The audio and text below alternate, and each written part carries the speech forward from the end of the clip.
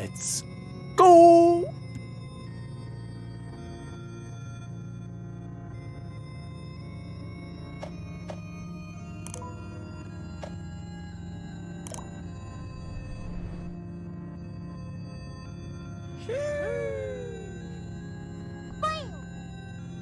Starting the stream in a minute, my dedicated bros. In the meantime, please leave a like. Going to react to the ultimate Creepypasta Iceberg by the one and only. He did it tonight though, so stay tuned. Let's get this shit started.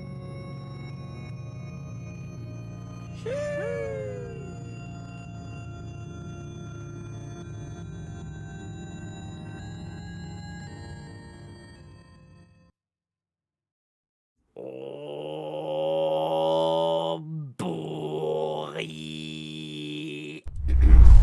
Damn. That kinda hurt my throat, not gonna fucking lie. So, sorry microphone. What's going on, my dedicated bros and brothers? It's me, your boy Luigikid, and you've read the title already. All the good creepypastas are back once again, and we're gonna get an in-depth explanation about all of those by the one and only, my good pal, Dylan the Night Owl. Please, my dedicated bros, click on the link that is posted down in the chat. I mean in the description or in the title. Click on Dylan the Night Owl's name to get on his channel and subscribe to this guy because holy shit, this dude is pretty dedicated.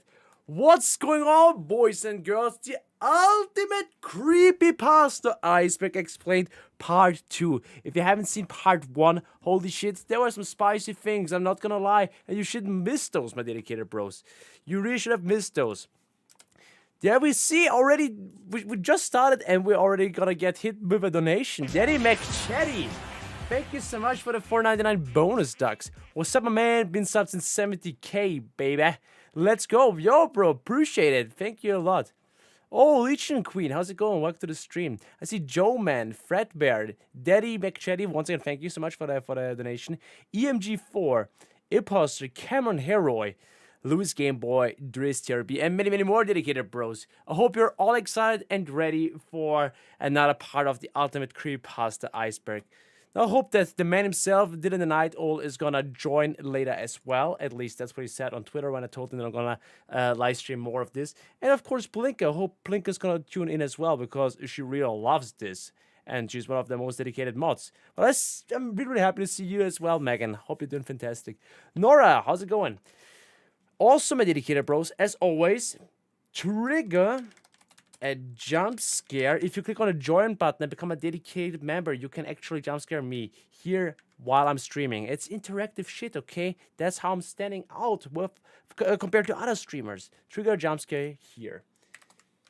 Gonna post the link in the chat, pin it, and if you don't see that, you can also always click on the join button by becoming to become a member. You're welcome. Hope your day was well, broski.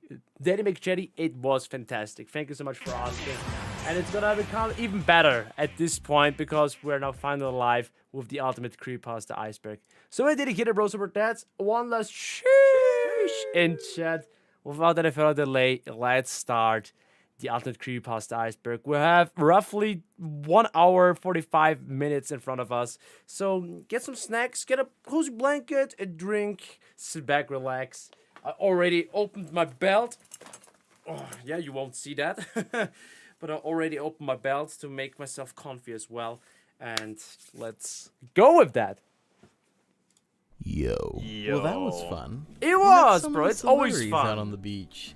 But I'll admit something to you. I didn't come Welcome everyone to the stream. Island for fun in the sun. Oh, no, They're Creepypasta Island. For a secret mission of sorts. One that will involve us bearing witness it all makes to sense, the man. pit o' pasta. A giant volcano dead Mr. Pixel, how's it going? The creator of SONIC.EXE, one more time. Mr. Pixel Productions is in chat as well. Yo, everyone, subscribe to Mr. Pixel Productions. He also made my thumbnails for Donkey Kong.exe that you have seen not too long ago. And yeah, he's a very awesome dude. Please check out his game. He just made the SONIC.EXE community, or the original SONIC.EXE fan game, even better. So everyone subscribe to Mr. Pixel Productions, who actually is in chat. And there he is as well, the man, the myth, the legend, Sheesh! Dylan the Night Owl also back at it again in chat. How's it going, bro? I literally just started 26 seconds into the video, and the myth, the man, the legend. I mean, I'm repeating myself, but you're back. Welcome back, broski. Hope all is doing well. Hope you're doing fine. Welcome. And welcome everyone else. How's it going, Jordan? Welcome to the stream. Yeah, let's go. Let's do some more. Of secrets. But you and I have a long road ahead of us before then. First, we must traverse this creepy jungle, full of all sorts of unspeakable Oh, the tails terrors. doll. Let's go. Enough talk. It's off on this degeneracy train we go. And just don't Bro, fall I behind. love your hat, You man. don't want to know what happens to those who wander off the path. You better But not before we wander off start the path, cutting our man. way through the dense foliage and traversing into the great and dangerous unknown, you should really consider getting yourself some camouflage. And not just for this trek either, but for your internet as well. And luckily I have just the thing to help you out, thanks to today's sponsor, Atlas VPN. Currently Atlas Let's VPN go, is running Atlas a huge VPN. discount on their 3-year deal for just $1. Okay, I hope you don't mind if I'm just skipping the VPN part, my dedicated bro. To these shows by you can also currently But you've heard it. Get a VPN. I can only recommend you get a VPN as well. Seriously. Daddy McChatty, another $5 donation. I see you like the word broski now. I love spreading my lingo. My dedicated broski or brodetsky. I actually liked it, yeah. I love using this word. Thank you so much. Feel free to skip this part. But yeah, everyone, wait a minute. Use code. to Atlas VPN Use for code just $1.39 per month with that 30-day money-back guarantee. Once again, the deal won't last for long, so make sure to check it out by clicking the link in the video description down below. Okay, the A big original thank you to video description, there's the code where you can actually save some Atlas good VPN dosh, okay? for sponsoring this video. Oak dog.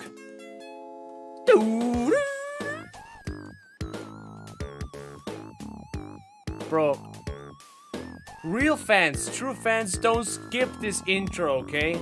True fans always will watch your intro. No, play the ad, you get space to talk about it. Come on, I love those Sonic the Hedgehog free sound effects in the background.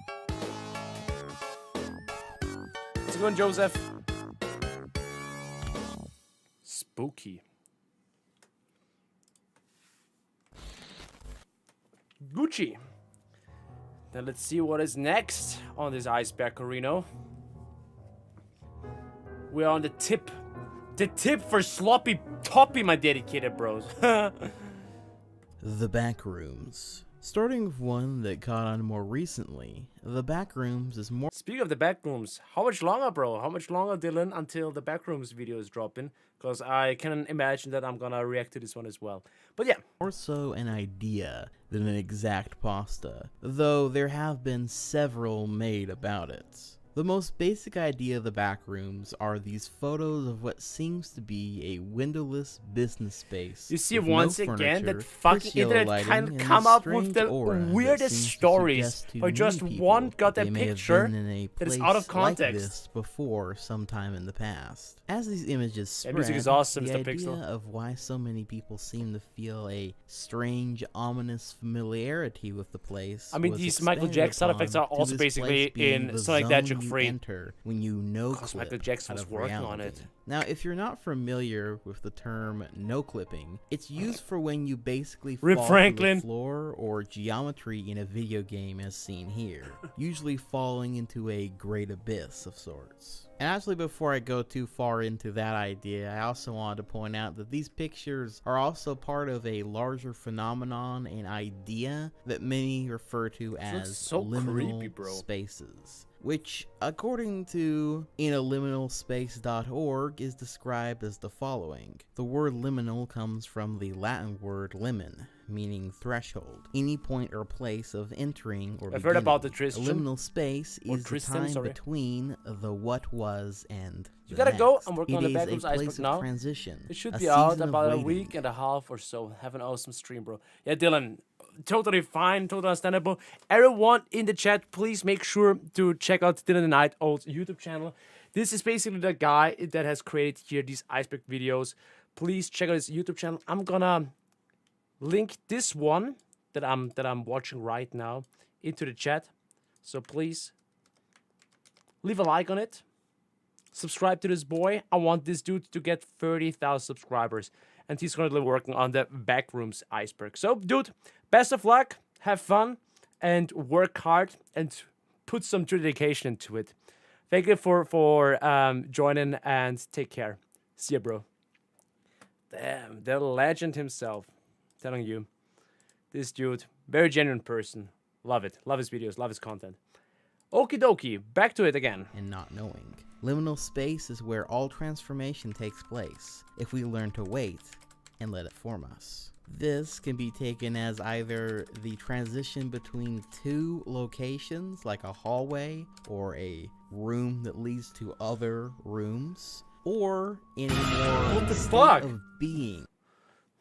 Bro, Cameron spooked me for becoming a member. Thank you so much, my dedicated bro, for becoming another Loti member, you know. Much love, bro. That man narrates very well. Yes, Mr. Pixel, you gotta check his YouTube channel out. We'll check back later. I love you guys and girls. You're awesome, especially Luigikid. You're epic. See you later. Really get into Thank you, this. There's Dylan. a lot to it, but Take I care, think bro. You get the idea. The idea comes more from a feeling that people have looking at these sorts of photos, which are typically abandoned or oftentimes empty spaces. A house with no people in it. A school during summertime. A mall late at night and without a soul. I actually would love to stay in a school during summer vacation, during summer break, and play a game of hide and seek or tag. Imagine how fucking awesome it is. I think I've seen Mr. Beast making a video of playing hide and seek in a university or something. Was it like that? Bro, that is my childhood dream. To play hide and seek in fucking school. How cool would that be, bro?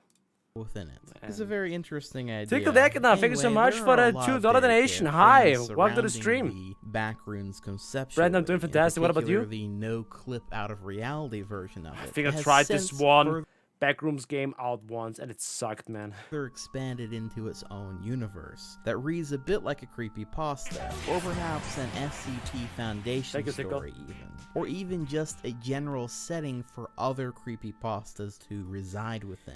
In fact, if you go to the Backrooms wiki, you can find a whole plethora of lore and info about the universe of the Backrooms. You see, some people just have way too much time. I've had reading something of this kind, especially people from the Backrooms wiki, as it seems. Since it really could be its own iceberg, if I'm being honest. I'll show you some of the basic lore about the Backrooms, as if it were a creepypasta. To start, there are 8 canon levels in the Backrooms lore. Level 0, the lobby. Level 1, lurking danger. Level 2, pipe dreams. Level 3, electrical station. The fucking levels? Level 4, office. Level Back 5, in the office. Terror Hotel. Level 6, lights I would like to out. stay in the Level Terror 7, Hotel, the flooded actually. house. And level 8, the cave system. Each of these levels have their own rules, environments, sounds, means of survival, and entities that skulk around them. For example, level 0, which is the one that most of the original photos are based around, reads as follows, quote, Level 0 is a non-linear space, resembling the back rooms of a retail outlet. So is there actually an exit of the back rooms?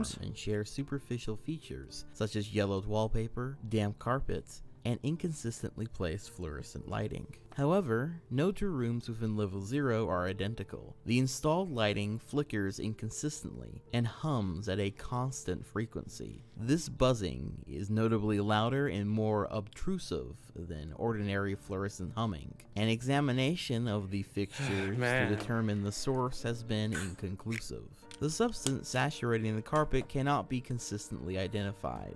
It is not water, nor is it safe to consume. Linear space in level 0 is altered drastically. It is possible to walk in a straight line and return to the starting point, and end up in a completely different set of rooms than the ones previously passed through.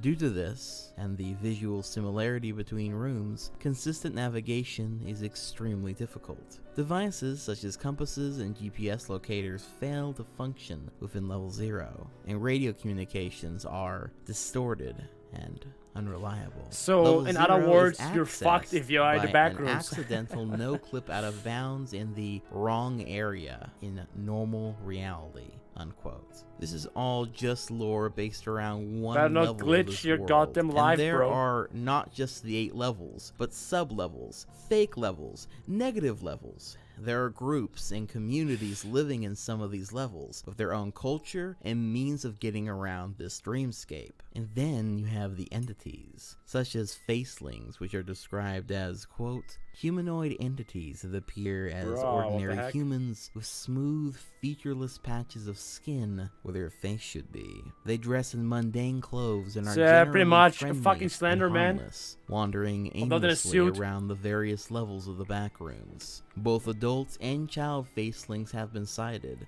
with children being more mischievous and prone to pranks and theft. Some theorize that they were once ordinary humans who got lost in the back once. room and lost But their then there were sanity. no They clipping are out of their often preyed life. upon by other, more hostile entities, unquote. Or how about the hounds? Quote, hounds are naked humanoid entities with shaggy black hair on their head. At least they're and naked, am I oversized right? mouths full of sharp, jagged teeth. They have long, bony limbs Getting sloppy toppy from them must feel not so good. and sharp claws, and crawl around on all fours like a dog, hence their name. Okay, they I'll are take some of the everything most back. common What the hostile entities found all throughout the back rooms. They are less common on the deeper levels, though. They will hunt Yeah, I'm down definitely gonna and react attack to a Wolf the Fed anyone on Italians. sight, but can be easily avoided if one is quick and clever. Hounds are not very smart and can be easily given the slip, or even momentarily intimidated into backing down if one stares them straight in the eyes. Bro, just kick them in the unquote. face? I could literally go on for hours here about all the dangerous entities that lay within the gauntlet of the backrooms. It's seriously some very creative stuff. If any of this has fascinated you or caught your attention, I would highly suggest you go check out the Backrooms Bro, Fandom it's Wiki. insane. Jump into a deep dive. We're that 12 sort of minutes into reminds this. me of the SCP Foundation. If you're We're just 12 minutes into this iceberg, and he was just non-stopping talking about the backrooms and how he actually does make an own backrooms iceberg video. Did it, and I love your dedication, man. familiar with that. Also, if you would like me to make a separate video going way more in depth of the backrooms as well, maybe going through all the levels and describing as many creatures All and of stuff as them? I can, maybe Bro. even in the form of an iceberg, because why not? Then let me know. As the more I researched at this this topic, the dude. more fascinating it became. A new scary rabbit hole that is more than worth a look. Have you seen this man? So Have this you seen one's this pretty man? short, so I'll read it in full. Quote, in January 2006 in New York, the patient of a well-known psychiatrist don't even draws know the if I know face this of story. a man that has been repeatedly appearing in her dreams. In more than one occasion, that I know man this one. has I know this given one. her advice on her private life. Yet the woman swears that she has never met the man. Advanced in thank you so much for life. becoming a That portrait member. lies forgotten on Take the cover, psychiatrist's everyone. desks for a few days. Take cover, everyone, because the jump scare is about to happen. Here we go. Thank you, Advanced. I've seen the chat before Until it got one triggered. day, another patient So appreciate recognizes it. the Thank you, face bro. and says that We're that becoming a man dedicated has member. often visited him in his dreams. He also claims that he has never seen the man in his waking life. The psychiatrist decides to send the portrait to some of his colleagues that have patients with recurrent dreams. Within a few months, 4 patients recognized the man as a frequent presence in their own dreams. All the patients refer to him as this man. From January This 2006 man. until today, Just at least 2,000 the typical people have stereotypical claimed man, they man. have seen this man, Man, in man. their dreams. In many cities all over the world, Los Angeles, Berlin, Sao Paulo, Tehran, Beijing, Rome, Barcelona, All have seen him. Stockholm, Paris, New Delhi, Just a tourist. Moscow, etc. At the moment, there is no Joseph, thank you ascertained for relation subscribing. or common Enjoy trait the among content. the people that have dreamed of seeing this man. Moreover, no living man has ever been recognized as resembling the man in the portrait by the people who have seen this man in their dreams. Unquote. This story apparently goes all the way back to 2008 on a website titled Ever Dream This Man, where the story and the accompanying picture You're asleep, were first paralysis shown demon. off. It was apparently supposed to be a publicity stunt to promote a film directed by Brian Bertino, also known as the dude who directed The Strangers and its sequel. Did anyone else realize those films were separated by 10 years? Well, anyway, it didn't go anywhere, and so now we're just kind of left Santa, with this welcome to the fugly stream. dude and the somewhat creepy or maybe more interesting story that accompanies it. What is Polybius. eyebrows? Odds are you are probably very familiar with the video Polybius. game-related urban legend. Let's It's been go, told, fucking spread, killing referenced, arcade and parodied machine. to death and back by this point. But with that being said, you know I'm going to talk about it anyway. Polybius is far less go to a Angry creepypasta Sonic. Welcome to the and more of stream. an urban legend from Yo, the verified boys in there. That's insane. Welcome to the stream, my dedicated bro. So, boy, Emily Navy, thank you so much for the 4.99 bonus stacks. Appreciate it. Still awesome, my dedicated bro. Yeah, we have the boy, the myth, the legend, Angry Sonic himself in there. Everyone, subscribe to this dude for more Sonic content.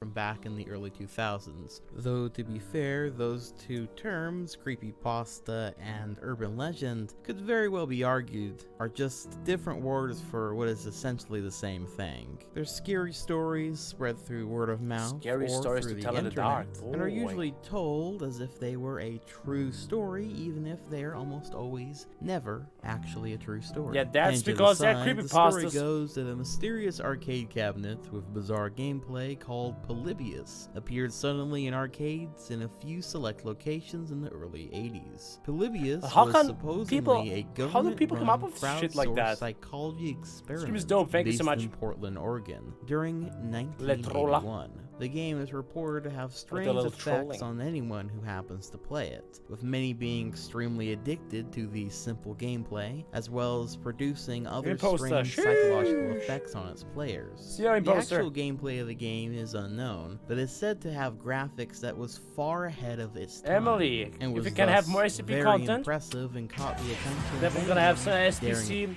We're definitely gonna have some SCP entries here on the iceberg. I'm 100% sure. Like the back rooms is pretty much SCP as well. And speaking of other SCP games, yeah, sure. I think we can do some more streams. We're gonna go back to the classics actually.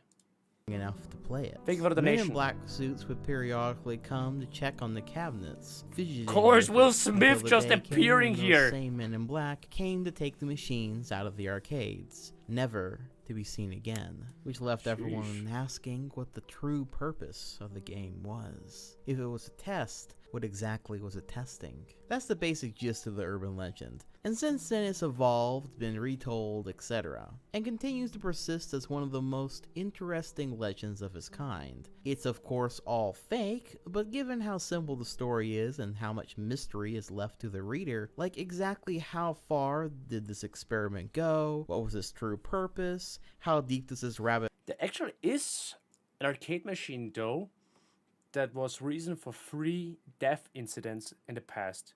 Actually, only one of them is true reason, as far as I know, and I can hardly remember the game anymore. The name of the game is like you are in some kind of maze and shooting lasers, and after you is this smiley face called, I think, Evil Otto or something.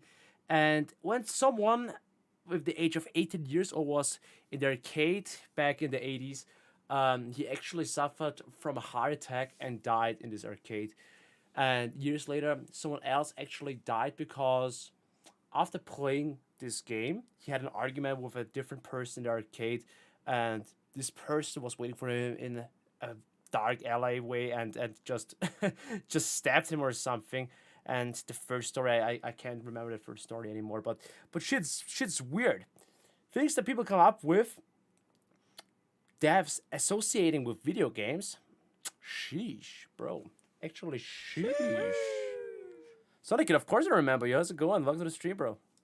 whole go sort the of game was stuff called are the Berserk. questions Thank that you so keep it much, fresh Christian. and relevant Exactly. to this day. Username 666. So I Ah, covered the this one before on my classic. YouTube content Iceberg. It's essentially this video made by Nana82576. By the way, Nana is a very, very chill dude. Currently working on a game. And he's following me on Twitter. So I'm in contact with Nana, and he already told me whenever the game is ready, I'm gonna get to play it. So, Nana, That a legend, showcases a someone legend. looking up 666 in the YouTube search bar and then refreshing the page over and over and over again until YouTube becomes this hellscape that hosts one channel with extremely disturbing content. It's less a written So thing well and made. more of a scary video that has more than made its rounds by this point. It's nonetheless one of my favorite creepypasta related videos and one that I'll never forget. But there's not really much else I can really add to it besides once again recommending that you go check out Nana's channel. He makes very cool stuff.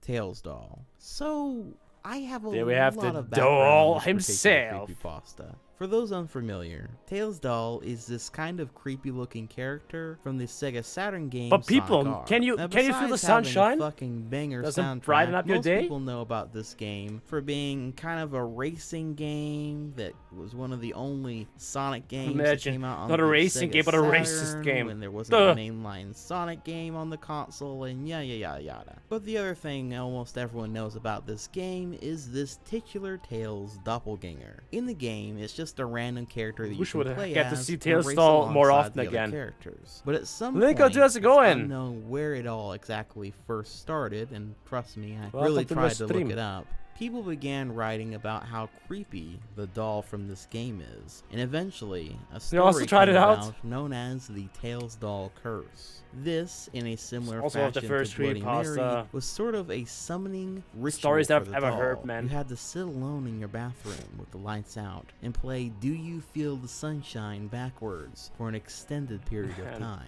which would eventually summon the doll and then curse your soul to hell or whatever was supposed to happen. Seems next, I legit, guess. man. This wasn't even the only story or version of that curse either. Like, some said you needed to beat all of Sonic R first and then beat the Tag You're It minigame in Sonic R as Tails That Doll, you have which to would be quite 100% difficult by this point, complete since this you're gonna game have to capture just to kill Super yourself. Sonic at this point, and then Or you curse go to yourself. the bathroom ritual. Your favorite And angry sometimes Sonic. it'd be Do Nice. You Feel the Sunshine backwards, or it would be Living in the City backwards, which does make a little more sense since that's actually the level you unlock Tails Doll in, but somehow Do You Feel the Sunshine kind of Okay, we have became the more this. canon version, I guess. This was fairly widespread in the same way SONIC.EXE was and is now.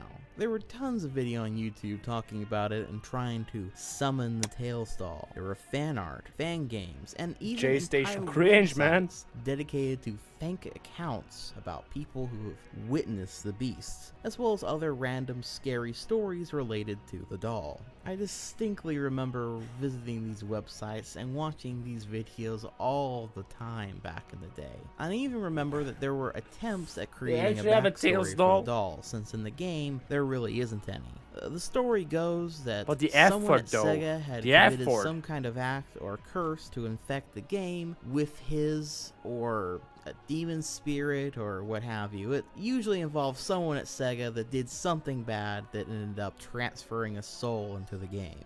In the end, it was all just fun and games, but I distinctly remember me and my brother, and eventually even my sisters, getting really into it, scaring ourselves shitless to go into the bathroom trying to summon the Tails Doll on multiple occasions. Cute. And we We actually did pretty much the same, but not with Tails Doll, but with Bloody Mary. And we actually did that. We really did that. Tried to summon, I was shitting my pants, but in the end, I survived. Nothing happened at all. But I was really scared for a very long time to actually fucking look into a mirror. I'm telling you. Ah, but man, those are just those fucking urban legends, okay? Just urban legends, some folklore. Most of the shit is just made up by some people, but just the idea that people come up with is pretty interesting. It is always fascinating me. So yeah, even just a little creepypasta about one single goddamn character of a video game is just absolutely amazing.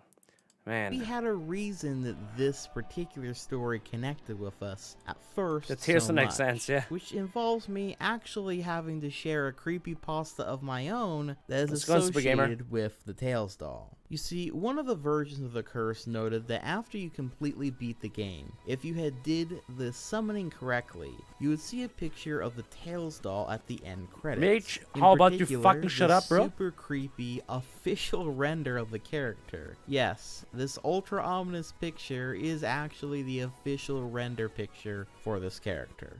This single That actually detail looks already is actually something creepy. that genuinely Creepy scared enough. the shit out of me and my brother, because, and I swear to God that I'm not lying about this, the first time we ever beat Sonic R back on the Sonic Gems collection on Bro, the look at GameCube, this already gives we me both seizures. remember seeing this official render of the Tails doll show up before the cutaway gonna live? to Welcome the to the stream. credits. In fact, my brother said at the time that, quote, "This is all I get for beating this dumb game, a picture of a Tails toy," unquote. Which, bear in mind, Better this than was nothing, a good right? year before we had ever heard of the Tails doll curse, and we didn't even have ready access No, to we the have the internet, best- at least one of not the our best own creepypasta personal stories. computers or anything How's it at going, that Blinko? point in Welcome to the time. stream. And what's even more spooky is we have never was waiting been for you able to get join, this official render because of I the knew Tails doll that you were going appear to at the end enjoy of the this game one. credits again since. But did you have to deal We've with some tried fucking so many trolls? times. So yeah, as if this render wasn't ominous You're a enough. big fan, Morphin? Now I No,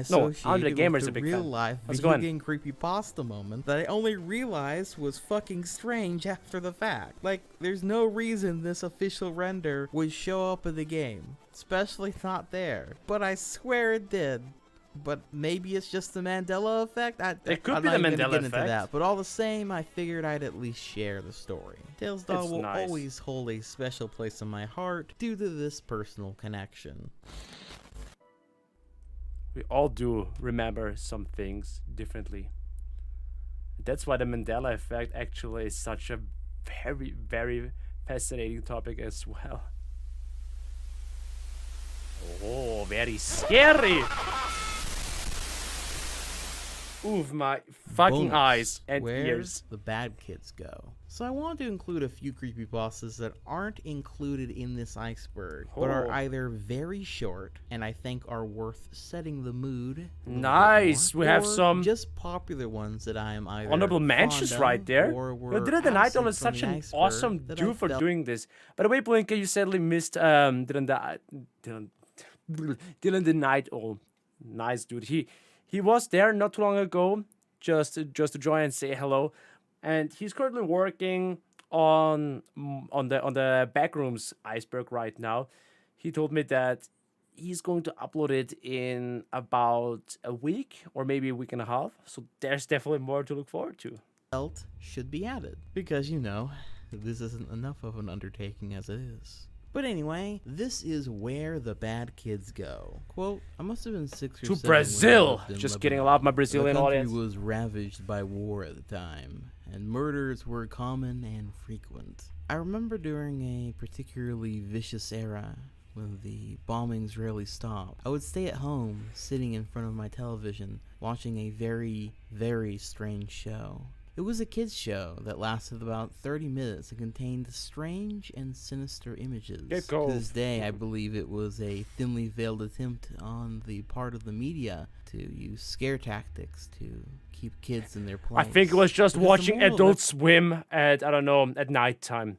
It's just fucking Adult Swim that he was watching. Every episode revolved around very uptight ideologies. Stuff like bad kids stay up late, bad kids have their hands under the covers when they sleep, and bad kids steal food from the fridge at night. It was very the weird. heck? And in Arabic to top it off. I Retro didn't Dubs, how's it understand going? Welcome to much the of it, stream. But for the most part, the images Thanks for were tuning in. very graphic and comprehensive. The thing that stuck with me the most, however, was the closing scene. It remained much the same in every episode. The camera would zoom in on an old, rusted closed door. As it got closer to the door, strange and sometimes even agonizing screams would become more audible. It was extremely frightening, especially for children's programming.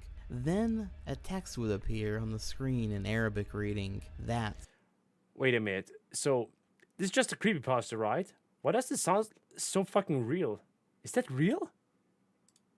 Where bad kids Gotta make go. some more Eventually, research both on this the shit. image and the sound would fade out, and that would be the end of the episode.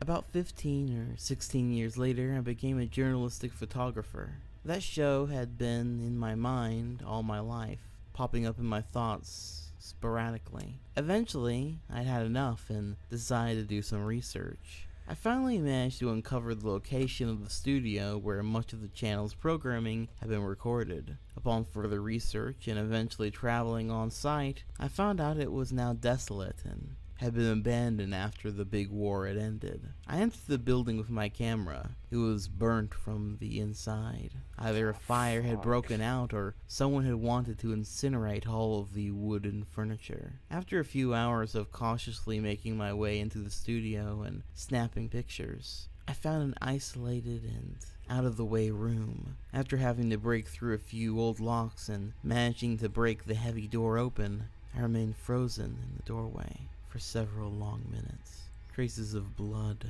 feces, and tiny What the bone fuck? fragments lay scattered across the floor. This is the It was point a where I would small go. room and an bite? extremely morbid scene. What truly frightened me, though, what made Thank you me for data turn plays, away appreciate it. and never want to look back, was the bolted, caged microphone hanging from the ceiling in the middle of the room. Unquote.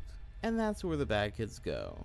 It's a short and sweet little creepypasta. I wanted to add this one in because I remember it being quite popular at the time and it stuck out in my brain. Never heard as about one this of the one. ones that Awesome. visually was the most creepy and direct to the point. There are a few parts that could be rewritten a little bit better, but overall this one's a lesser known classic. Word I can't say, mouse.avi. This is the lost episode creepypasta that came before all others. The granddaddy of lost episodes. Granddad! And it's a fairly short.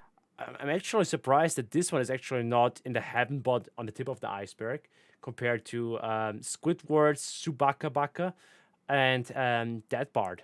One at that. Prepper, It's thank you for basically tuning in. about an Goodbye, bro. old, lost black and white episode of Mickey Mouse from way back in the day. The description of the episode is He just really Mickey does, on Mr. a Pixel, looping he really walk does. cycle that slowly distorts, showing weird effects and colors. The background warping, Mickey's The face music, contorting, the and video sound that of also gurgle scared me. screaming resonating through the whole film. Until I played the game. The last few seconds of the film are apparently I think all these games mystery, as actually one of the only people who have took all seen my it, a security guard, anxiety after away having from seen this it, stuff. repeated the line, "Real suffering is not known," 7 times before, Yeah. thus leaving it a Before- mystery no one wanted to see themselves. The boss then goes on to say that many employees have tried to get the episode online, that apparently has been uploaded online under the name of this creepypasta that I cannot say. There's of course the famous video which I showcased in my YouTube Iceberg series before, as well as various other versions that have since been made. But yeah, that's about it. For the granddaddy of lost episode creepypastas, it's not too bad. It's fairly short and straight to the point, but yeah, that's about it. I hate you. So, I Hate The You is an Super Mario interesting .exe one? creepypasta for a few reasons. Number one, it's the first Let's of our go! Super Mario variety of creepypasta. And second, it's written by the prolific Slime Beast, which if you were in the creepypastas back in the day, you already know who this guy is. But if you don't, he's the author behind some of the most popular and generally well-regarded creepypastas. He's also the guy who runs the official Creepypasta Reddit page and has since gone on to write several books and creepy story anthologies in general. All of this to say, he's gonna come up quite a few more times on this iceberg. That being just said, wanted to this say- is definitely I just want to say, yo, bro, did it tonight, oh? Whenever you want to feature another YouTuber or something, or yeah, just hit me up. I would love to narrate a part as well. Yo, I'm quickly gonna text him right now. Just wanted to say, if you want a little special part to be narrated, hit me up if you want. I'd like to help you out for a short part. in 1 or 2 of your entries in the future. Smiley face. Hehehe. Cause why not? Definitely a strange one to introduce him with, as this is actually awesome. a troll pasta. Another term that vets would know about very well. Troll pastas. Okay, since we have now the Creepypasta Iceberg, we also like to see the troll pasta iceberg. Yeah, speaking of, even though if it's a troll pasta, the fan games they were created were actually quite nice. Are badly written creepypastas that were badly written on purpose. I would feel honored, It's either Blinker. meant to be a joke, to be super extreme, Bruh, or to is poke that fun Patrick? at other popular creepypastas or tropes, etc. However, this is an interesting troll pasta because it's Trill written pasta, to alright. troll people into thinking it was a serious attempt at writing a video game creepypasta. The story sees our narrator describe how important Super Mario World is to him in a similar way to SONIC.EXE, as well as his To background of the Santa.EXE, game, bro. how he played it off of Subtitles the sometimes. same Super Nintendo ROM for years, how he had played it dozens of times, and even used Game Genie codes to mess with the game and experience it in new ways. Well, one day, when he's playing his favorite game, he comes across an eyeless boo, something which he provides ample boneless screenshots pizza. of. And from there, the author describes a whole plethora of strange events. Oh shit! One I just saw the message popping up in chat. Victor Leal, thank you so much for becoming a low tier member. Bro, just at the moment when I saw this, the sound fucking struck my ears. Boy, thank you for becoming a member. Appreciate it. Damn it. Or the other, including finding a hidden level of the game that can only be gone through with a cheat code. SONICID one already He has told you, Mario go through I this remember you. macabre gauntlet, Still thank you for the going $2 from Australian one dollars. thing to the other until he finally gets to the end of the level and ends up meeting with Luigi, who apparently wants to kill Mario because, according to the narrator, he's always played second banana to Mario. And that the reason Princess Peach always gets captured so fucking fast and so often is because it was all an inside job by Luigi working with Bowser. Oh, and after no. that revelation, Luigi attempts to kill Mario. Mario doesn't fucking die. And he then dunks Luigi into a pit of lava, cries as Luigi screams to the lava, and then we No, get this my final end brother. screen. Now, a few of you This is might be actually what familiar with this really is creepypasta. fucking It might scary. be surprised for me to say that it's a troll pasta, as again, many read this creepypasta as if it were just a serious attempt. Including myself, I always took the creepypasta at face value back when I heard a few people read it back in the day. But upon reflection, there definitely are some context clues throughout the entire thing. For example, the whole creepypasta, the narrator is self-aware that he is writing a creepypasta, and that it's not like those other video game creepypastas where the game is haunted or is summoning Satan, etc. No, instead it's a hidden level in Mario that reveals the true story of the game. And it's honestly taking the Imagine this is actually not a troll or a creepypasta. Imagine this is a genuine thing, okay? Imagine there actually is a dark secret hidden somewhere in one of those old Nintendo games. And you never knew about that until someone leaks it, hacks the game, experiments with it, plays around with it, and then there's just one test level that reveals a story we never knew about. Sheesh.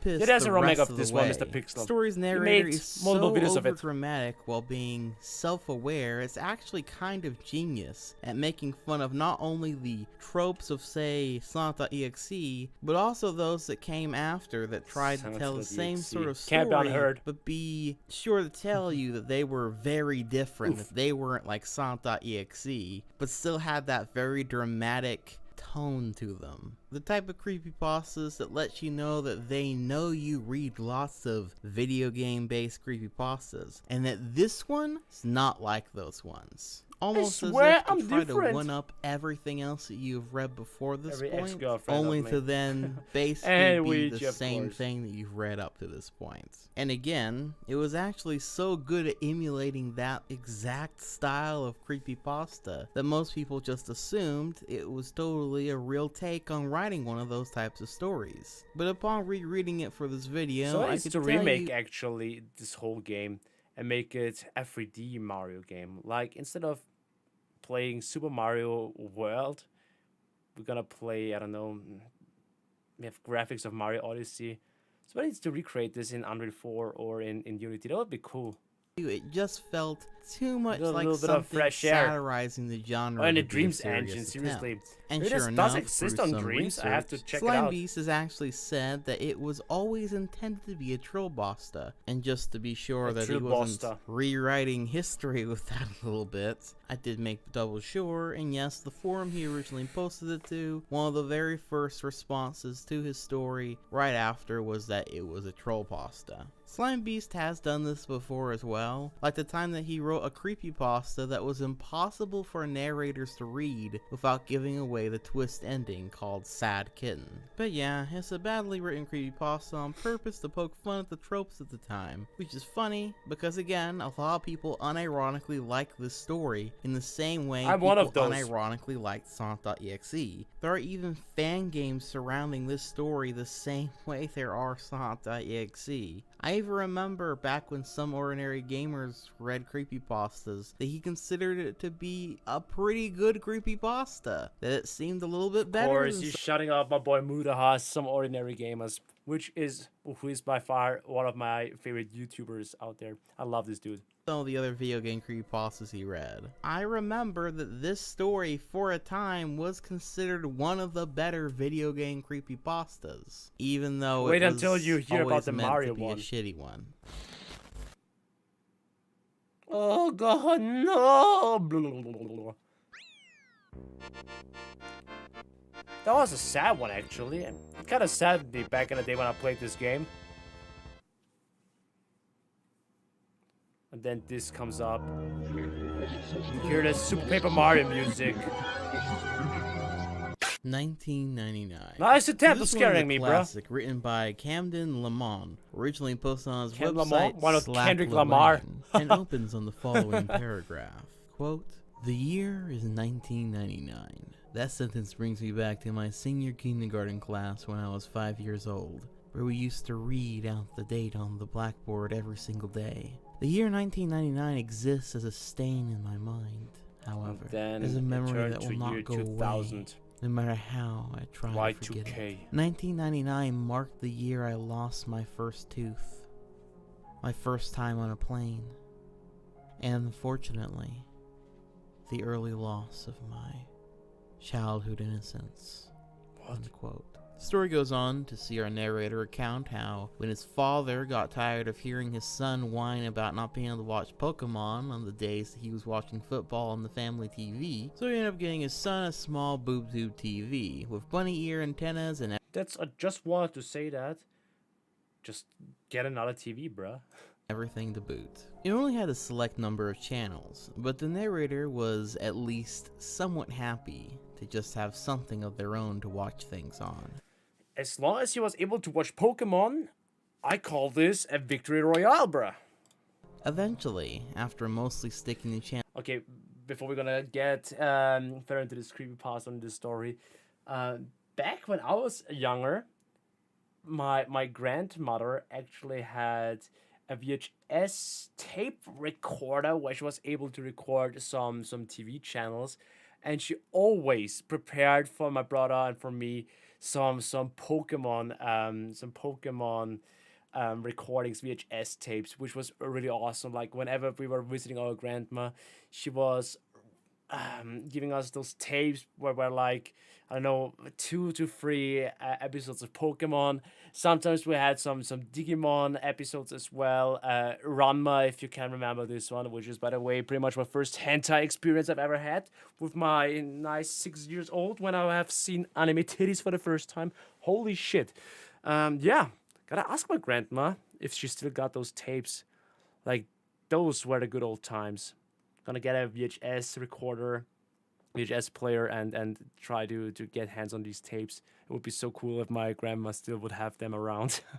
Channel 2, TVO Kids, he ends up discovering Channel 21, which seems like a strange kids show channel that the narrator taste, Mr. proceeds Pixel. to describe in detail, including a show about a guy in a bear costume who went by Mr. Bear, Banjo? and usually had some sort of guest on, but the guest was always a kid. What unfolds is a tale of a man using a local broadcasting station to lure children into his house so he can use them for his show and do other things that are quite dark and I don't want to awful hear about and those things. evil. The story is written as if it were a blog, with each new chapter being a new post to the blog. Is that why we have those pedo bear memes?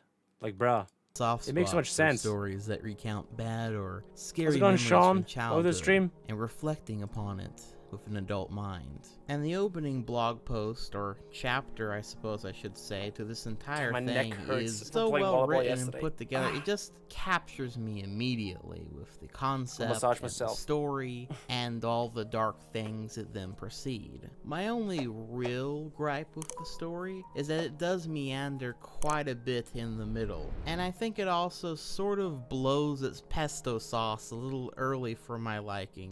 And by that I mean the chapters that follow the first one have little inklings and bits of interesting stuff, but a lot of it is sort of waiting for the interesting stuff to come back up and getting reintroduced to the narrator and what he's doing. And yeah, I mean, it's somewhat interesting, but it does definitely leave you wondering where the fuck this is all going. And spoilers, not really anywhere. I mean, once you find out that Mr. Bear is Mr. Beast what? killing kids and throwing them into a pit of fire for some sort of ritual of some sorts, I mean, the story never really tops that. Okay, it just doesn't. And the closest it comes to it is in the later chapters, which is the part that kept me invested when Mr. Bear He didn't sacrifice one child, he was sacrificing 2 children. Oh boy. Okay, chat, before we're gonna watch more of this, I have a very, very serious question right now. Oh boy, how should I ask this?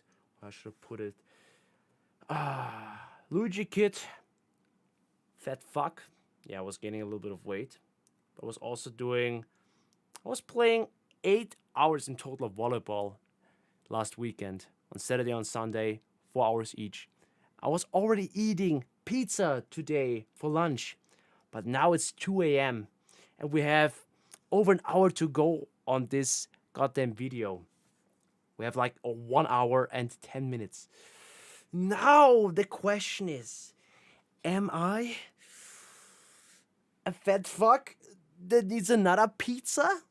You know, for all time's sake, like the last stream, I was also ordering pizza.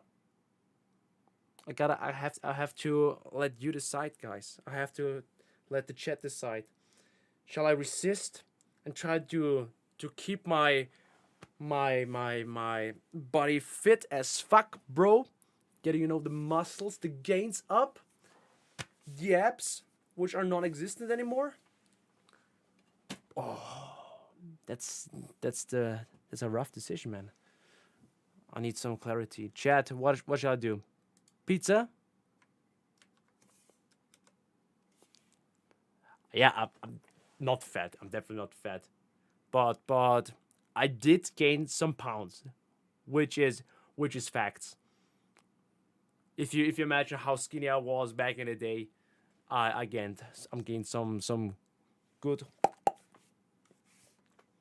Man, have some pizza, my bro. Pizza time. Man. Give in to the... Oh my gosh, you guys, would you also like me if I'm once again ASMR eating a pizza into the microphone, like munch, munch, nom, nom, nom, playing the Spider-Man pizza theme again? I guess you are.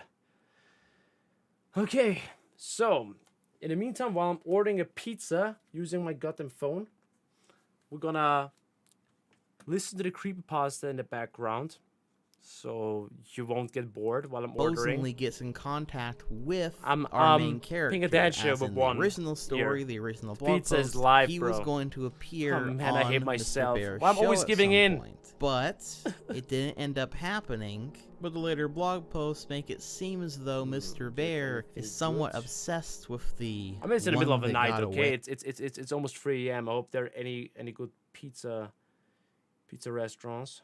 Maybe, but that doesn't end up going anywhere. Damn, my So it eyes, kind of sorry. feels like a red herring, but it was a really interesting red herring, and I kind of wish the story would have gone in that direction. But oh well, the stuff it does do well, it does very well, and I'd still highly recommend it. Jane the Killer. So this one was more than a Jane the rabbit hole Killer. than I originally thought it was going to be jumping into this. So, Jane the Killer. The one that I'd say most are more familiar with is titled Jane the Killer, The True Story, and follows our protagonist, Jane Arkansas, who is a 14-year-old girl and neighbor to Jeff the Killer and his family before they Bro, die. what's wrong with all these pizza restaurants that I'm looking for?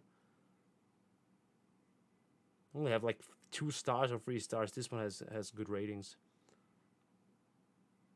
Well, let's check it out, man. Sorry. And what have you. The first half or so of the story is basically a retelling of Jeff the Killer's story through Jane's perspective, as she just so happens to always be around for all the major events. Jane's commentary is next level edge with a dash of nonsensical logic and words being misused for just Bro, a are they little. fucking kidding me? They're no bullshit. The people that I'm now ordering my pizza, they want me to order for a total of 22 buccarinos, okay? That's how much I have to order until they actually deliver. And the fucking pizza only costs $8. That means I have to spend 10 euros of money to get Red Bull, okay? Pay now $23 Rinos, so I'm getting pizza, 5 Red Bull. I guess that makes sense, yeah. Excuse me. Bit of It's worth it. Spice. She seems suspicious of Spice. Jeff from the start, even though she really has no reason to, since Jeff is really only defending himself up to the very end of the original story from a bunch of bullies. And see, I think the intention here was to have Jane be, or seem, more clever and intelligent, because She's she was kinda able hot, to though. see the signs that Jeff was going to be a killer ahead of time. But it actually just makes her seem like Yay, a I total ordered it. bitch and dumbass, because there's no reason she should ever get those signs at all. She seems to base Gotta the pay attention entire for me, my idea dedicated that Jeff bros. is a bad kid off of the fact that Hopefully 3 he's actually bullies calling me. hassled him and his brother, ringing the and doorbell he again, stood up waking for up my himself girlfriend. there, and maybe beat them up Not a so little bit spicy, make too the- hard, sure, but at the very least Red he Bull wasn't and starting pizza the with fight some anyway. ASMR warfare. However, what's actually 100%, very man. interesting as well is she seems obsessed When the with this imposter new is sus. kid, Jeff, for no real good reason, since she seems to think he's weird and not good to be around, yet she also keeps following him around and his brother's every move. Who is the One weirdo? particularly funny scene is when Jeff and the bullies are fighting at the house. You know, when the teenagers have guns and no one is doing anything to stop them. Jane was apparently Jeff the at Killer that one is party actually and manages to fucking cringe. run outside of the house, call the cops, and run back in with a fire extinguisher when she sees Jeff screaming on the ground on fire. However, just in case you think it was going to Fucking be Jane that Sims in Jane chat. saved Jeff the Killer here, no, she doesn't actually use the fire extinguisher Rule to save 34 Jeff. after She a week. instead screams. Holy shit! Nah, you don't have to do that, Blinker. Just get that pizza, my dude. Thank you, Blinker, but you don't have to do this just because I'm getting a pizza. You know, after seeing that I have to order for at least 22 buccarinos or something, I should have just said no and say, okay, I don't need that pizza. I'm just gonna stay healthy. Well, thank you. Thank you so much. Sheesh. Hype donation. Thank you. Everyone show some love to one of the best people in this community. Blinker.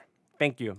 fiery self, faints and manages to knock herself the fuck out by banging her head against the fire extinguisher. What even is Anyway, this after game, she man? wakes up in the hospital, she gets hassled by a nurse for some fucking reason. And from there, the nurse, her friends, and basically everyone keeps asking her if Bro, what the Jeff fuck is her am I boyfriend, witnessing or right if she now? has a crush on him, or if she's gonna hook up with him. All of which she denies. But, Baka, no, I don't like Jeff. No, but actually, Thunder this comes out Jane of the nowhere Killer. since the only time she is ever within contact with Jeff, look at like those thick physically, legs, bro. is when she sees him on fire and she faints. I Thank you, guess he Blika, was seriously. a little too hot for her, huh? Actually, she faints like I 2 would other love to times share during a the course piece of of the my pizza story. with you. Each time having to do with seeing Jeff, so I might not be too far off with that joke actually. But yeah, it's really weird tone-wise, especially when we get to the third act, where Jeff's family and Jane's family were originally going to have a dinner party. I guess because Jane was nice to Jeff,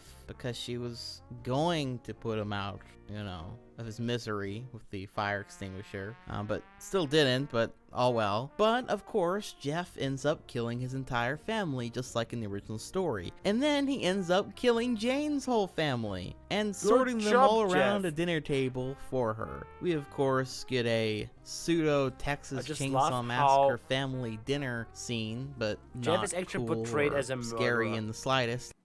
Okay? He's a goddamn killer. And people be simping. Actually. Bro, I make And the then hottest Jeff, fan ever. I mean, after look at taunting this. Jane for a little This bit is fuck because material right there. He wants to make her beautiful, Jeff, just like Jane, he is. and He whatever lights this her chick house is. on fire and herself on fire. She then wakes up in the hospital later, Okay, all what the burnt fuck up is this and very movement? upset. Though not about Some her empty parents and shit? friends being dead, mind you, but that she has been lit on fire Blech. and What the didn't fuck? turn into a big titty goth girlfriend. No, she's just a plain old burn victim now. She's then medically induced No! faint, and then she No big eventually gets a titties, no! present delivered to her hospital room from none other than Jeff the Killer himself. The gift he gives her is a totally emo makeup mask so that she can look cool and stuff and be his girlfriend. So Doesn't matter, at least you're still gonna get the pussy, okay? As long as she's wearing the mask, you're safe, bro. It's fuck material. Sorry, what's got into me? Christian server. Excusez-moi.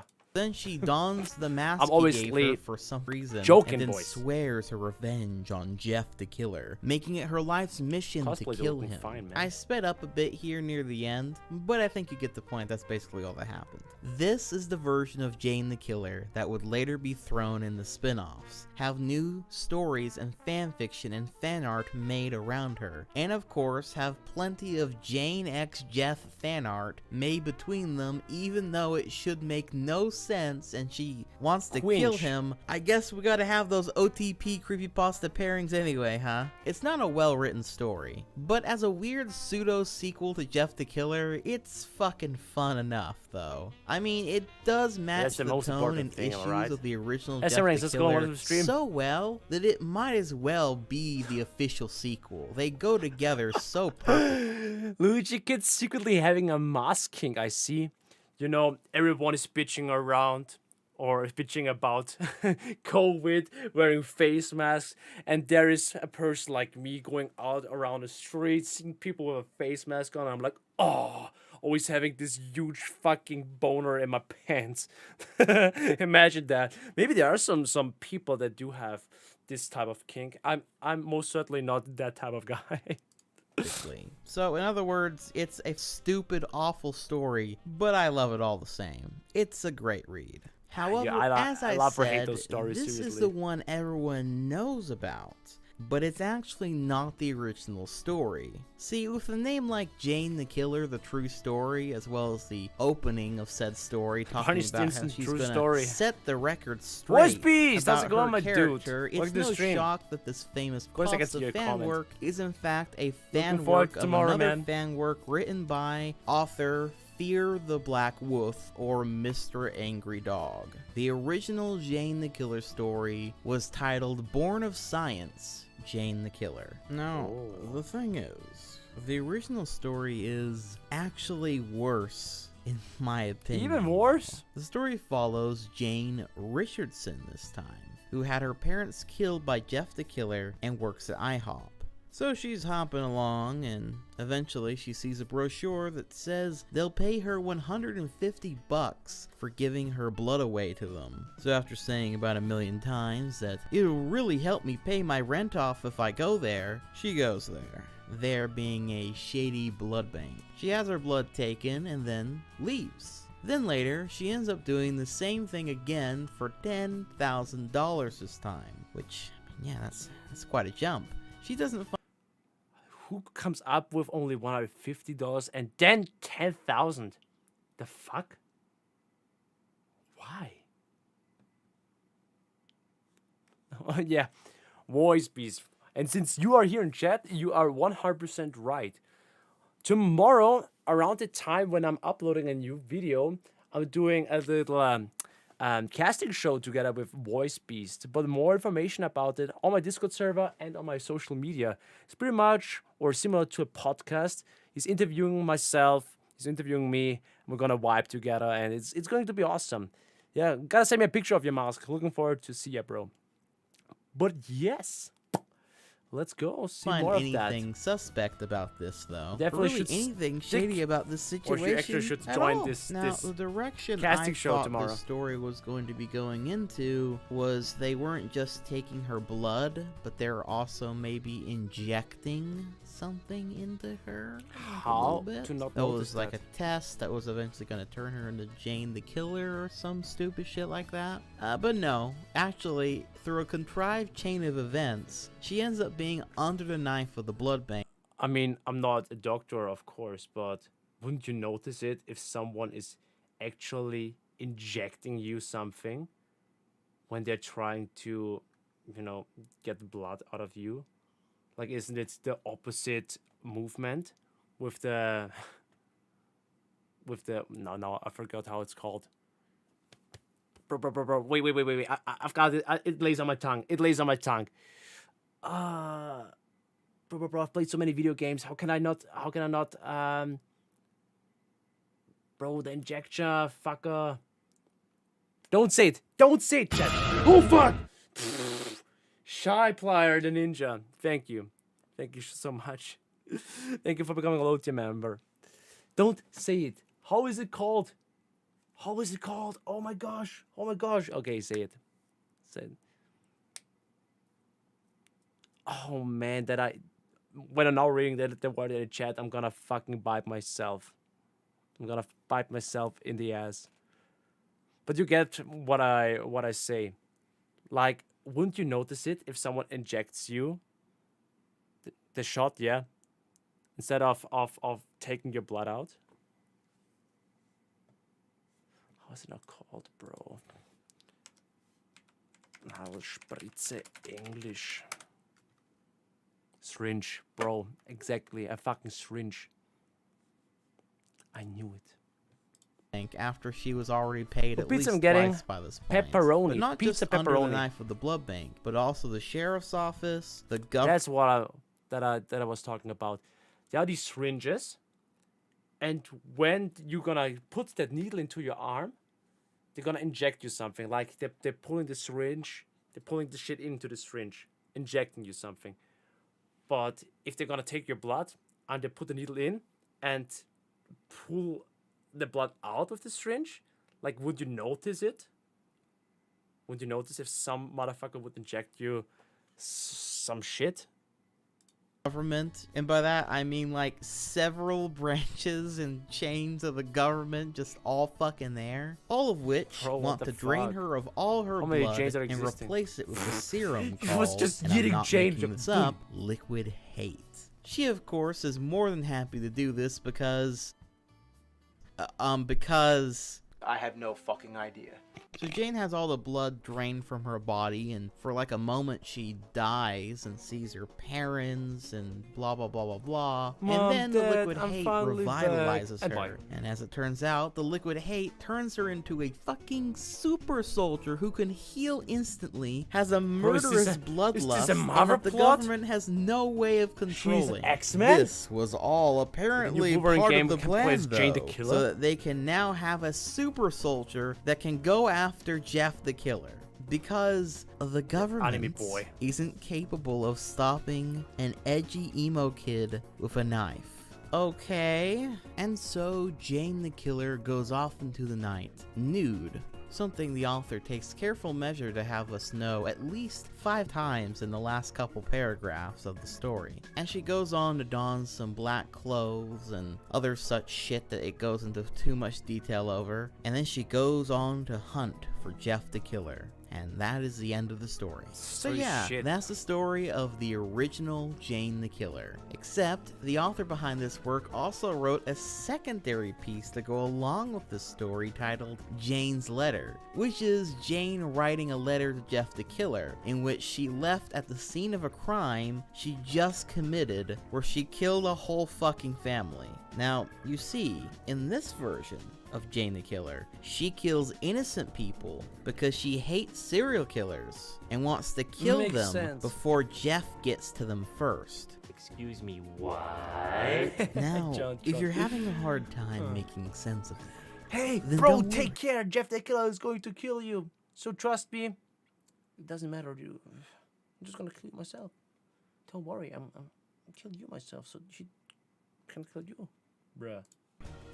I will happily explain it to you.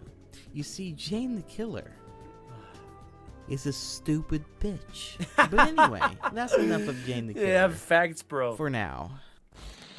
Boy, there are some weirdos out in this jungle. Shh. Shh. You hear that? It wasn't a rake. I think we may fare better holding out here for a second. We have a long journey ahead of us after all. And I cannot afford for it to come to a bloody end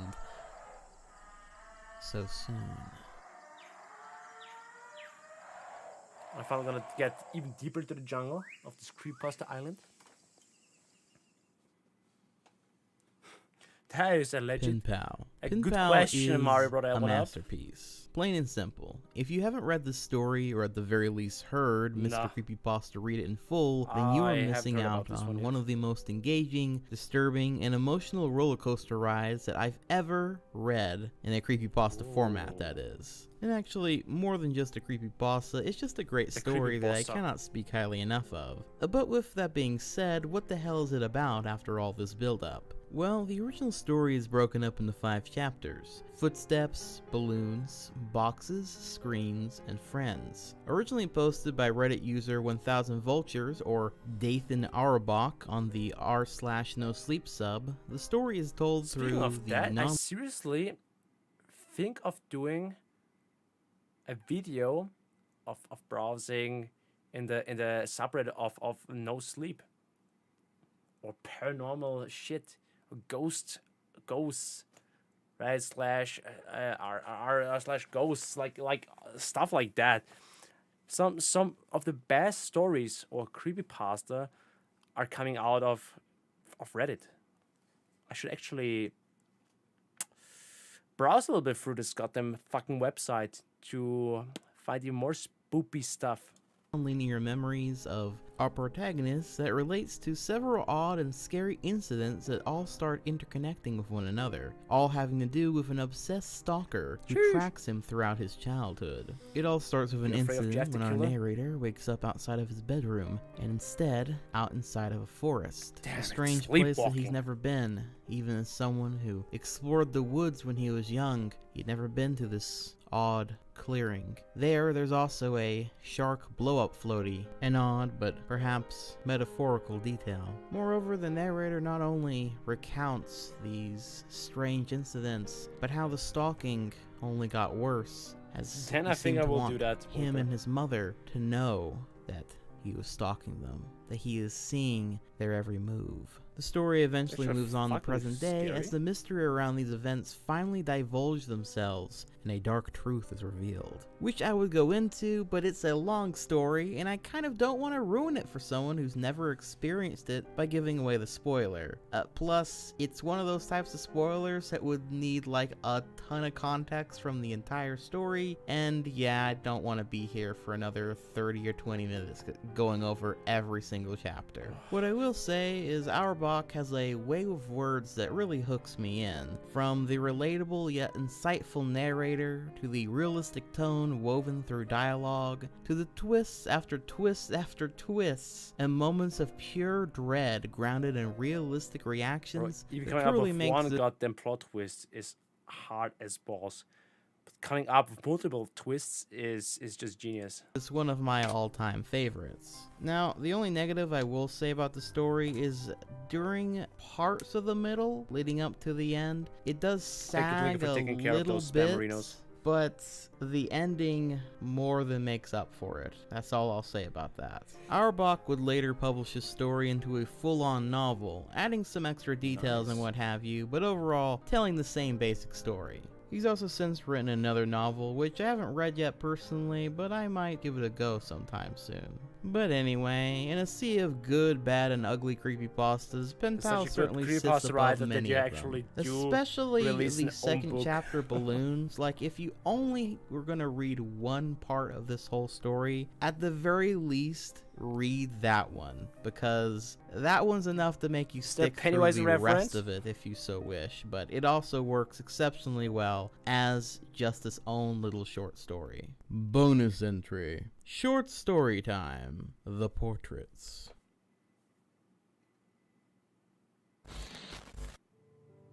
There was a hunter in the woods who, after a long day hunting, was in the middle of an immense forest. It was getting dark, and having lost his bearings, he decided to head in one direction until he was clear of the increasingly oppressive foliage. After what seemed like hours, he came across a cabin in a small clearing. Realizing how dark it had grown, he decided to see if he could stay there for the night. He approached and found the door ajar. Nobody was inside. The hunter flopped down on the single bed, deciding to explain himself to the owner in the morning. As he looked around, he was surprised to see the walls adorned by many portraits, all painted in incredible detail. Without exception, they appeared to be staring down at him, their features twisted into looks of hatred.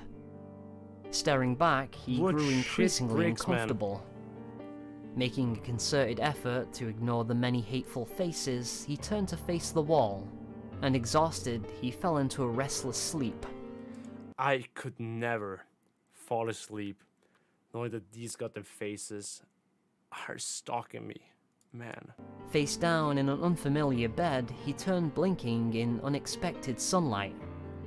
Looking up, he discovered that the cabin had no portraits. Oh my god! Only windows. Oh my god. Yeah. Oh my god. True fucking that. Before actually attempting going to sleep, I would have probably faced down the portraits or checked. But it were windows. Bro, when going closer to these portraits and then figuring out it were windows. Holy shit. That's genius. That's a genius way of telling, man. Windows. That's a good stuff. Charlie? You know, sometimes it's the short ones that really make your skin crawl. This was good stuff. This was really, really good stuff. The Killer. You thought we were done with killer stories, huh? Ah, shit. What if I told you? We're just getting started. This is one of the most infamously bad creepypastas around. In fact, it's so bad and so cringy that I genuinely spent half an hour after reading this trying to find out who wrote it or where it was first posted to, so I could know if it was a troll pasta or if it was like the most blatant example of a self-insert OC Jeff the Killer fanfiction that I've ever read. In the end, I came up kind of short of that answer, but I feel as though I can't really do this one justice without reading it in full. So, without further ado, this is Charlie the Killer. Jeff is nearly 18 now, and meeting Jane the Killer was a big thrill for him as she died a tragic death from falling down the stair. But this didn't stop his psychopathic ways. Charlie was going through a rough bullying stage at school and was beginning to get depressed and hearing voices on her head. They were telling her to do stuff. She just put them in the back of her mind and carried on with getting shoved into lockers and beat up in the girls' bathroom. She heard the voices screaming at her until one day she snapped and listened to the voices in her head and pulled out the copper piping from the wall and stabbed her bully to death, then licked the blood off of the pipe. She leaned near the bully's body and whispered, why does it have to go from 0 to 150? From 0 to 200? Like, okay, taking that fucking copper pipe and stabbing the bully to death is one thing, okay? But then, out of nowhere, just licking the fucking blood off the pipe? Why? Why, like, in an instant, you gotta completely snap and have this bloodlust for no particular reason? It should be like, she stabbed the bully to death, looking at the pipe, seeing what she has became. She became a monster. But it didn't stop there. She saw the blood dripping down the pipe and started licking it. Like, where's the narration? Where is the build-up? It just happens all so suddenly. What the fuck? I'm not even good at writing in English. Holy shit. Doing a transition like that is even something that I can do. Now you know how I felt when you called me ugly and said I was too fat to meet anyone who'd like me, and that I was a whore who should myself. After she realized what she'd done, ran away. She didn't feel bad about this. Actually, she felt quite glad. She wanted to do more. So Charlie went out. She killed more people just because she liked the feeling of knowing she wasn't. Bruh, pipes can stab. What the heck? I mean, actually, with enough force, if you try to push someone with, with a rusty pipe, it could actually happen that you could stab someone. I think it also depends how thick, how big the pipe itself is. Maybe it's like a very thin pipe. I can actually see that you could stab someone with a pipe.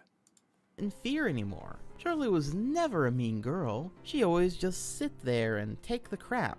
She had beautiful eyes with brunette hair, but she started wearing really dark makeup and dyed her hair black. She'd read the Jeff the Killer stories and looked further into this as Jeff was her inspiration. Join me by becoming a member. She went on and started doing what Jeff did. She used to say, "Don't go to sleep.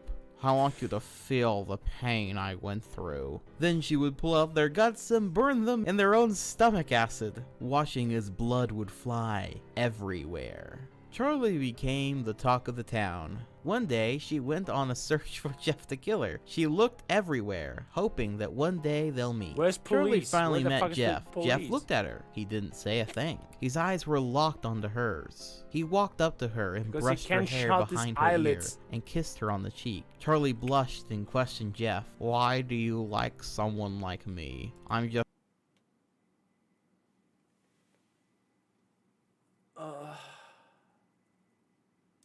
a fat, ugly whore." Jeff looked down at the floor and then looked up at Charlie again.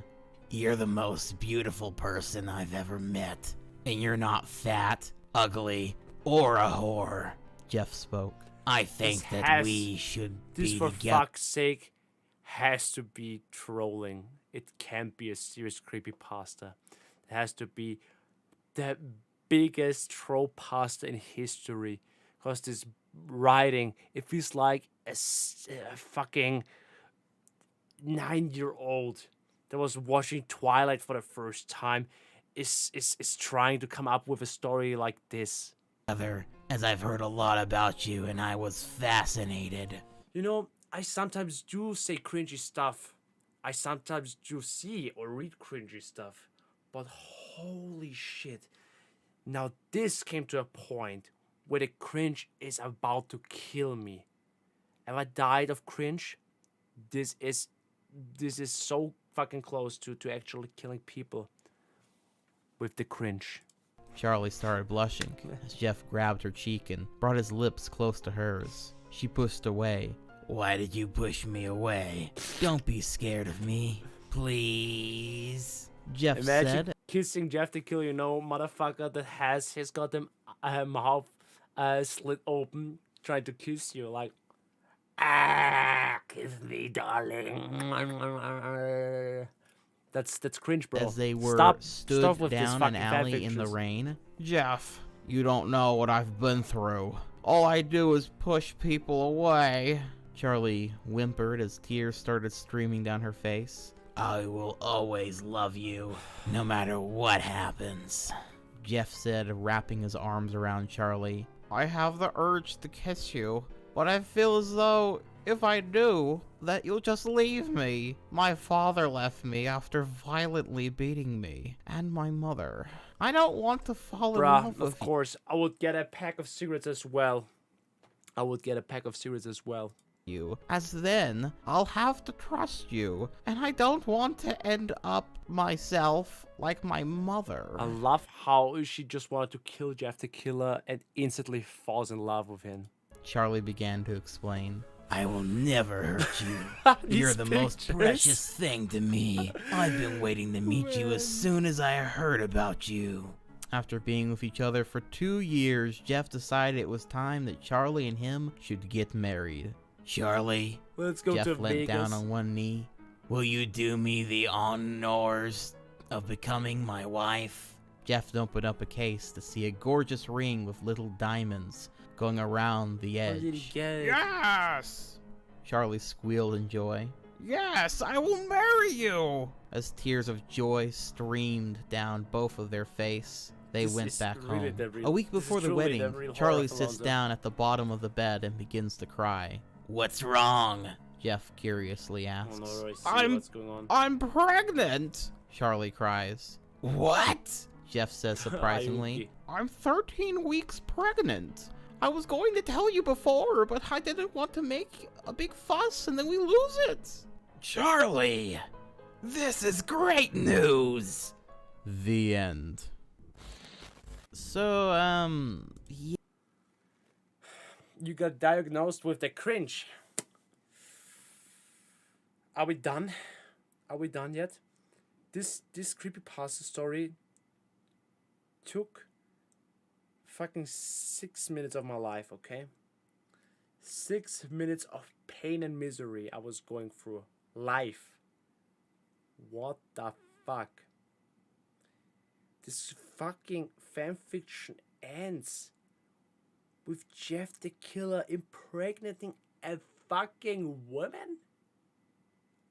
This was so cringe and pet writing, bro. Yeah, this is either a very well put together trollpasta, or this is an extremely edgy emo's creepypasta about Jeff the Killer falling in love with them instantly and marrying them and having a baby. So, I think this one speaks for itself, really. Because it fucking sucks. Facts, bro. Annie96 is typing. Please. This one's... This is a good one again. It doesn't ring a bell. I need some good creepypasta stories again to save my life. Seriously. I'm questioning my whole life. I'm questioning this YouTube channel. Why are we still here? Just to suffer. Written as though it were two people instant messaging or DMing each other. David and Annie. David and Annie start off having a normal conversation before Annie notices that there's someone out in her backyard messing up the garden, digging a hole. David tells Annie to call the cops, but then she notices that the man looks exactly like David, despite David clearly being there typing the whole time, trying to help her through this situation as it gets worse. Emotions get higher as the strange doppelganger then breaks into Annie's house, David trying anything he can to help her. David be like, Annie, are you okay? So, Annie, are you okay? Are you okay, Annie? Annie is convinced that this has something to do with David and that he has to try to find a way to stop it. David doesn't know how, but he admits that he always thinks about Annie all the time and tries his best to think the doppelganger away.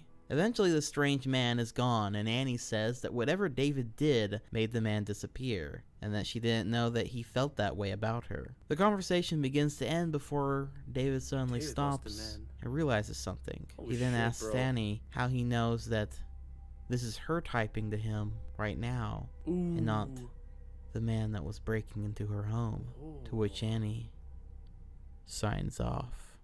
Petscop. I mentioned this before. Yeah. Short, nice, clean. It was a clean one, boy. Yeah, boy. In my YouTube content Iceberg video, but this is Nice. basically an elaborate ARG that uses That's this cool, yeah. original fake PS1 game to tell a complex story through the series I of actually Let's Play. never watched all the Petscope videos. But yeah, I appreciate it. I appreciate things like Petscope or Crow 64. Now people told me to play this one Courage the Cowardly Dog game, which also seems to be one of those haunted cartridges that people have found. Those games, those are some of the most interesting ones in my opinion.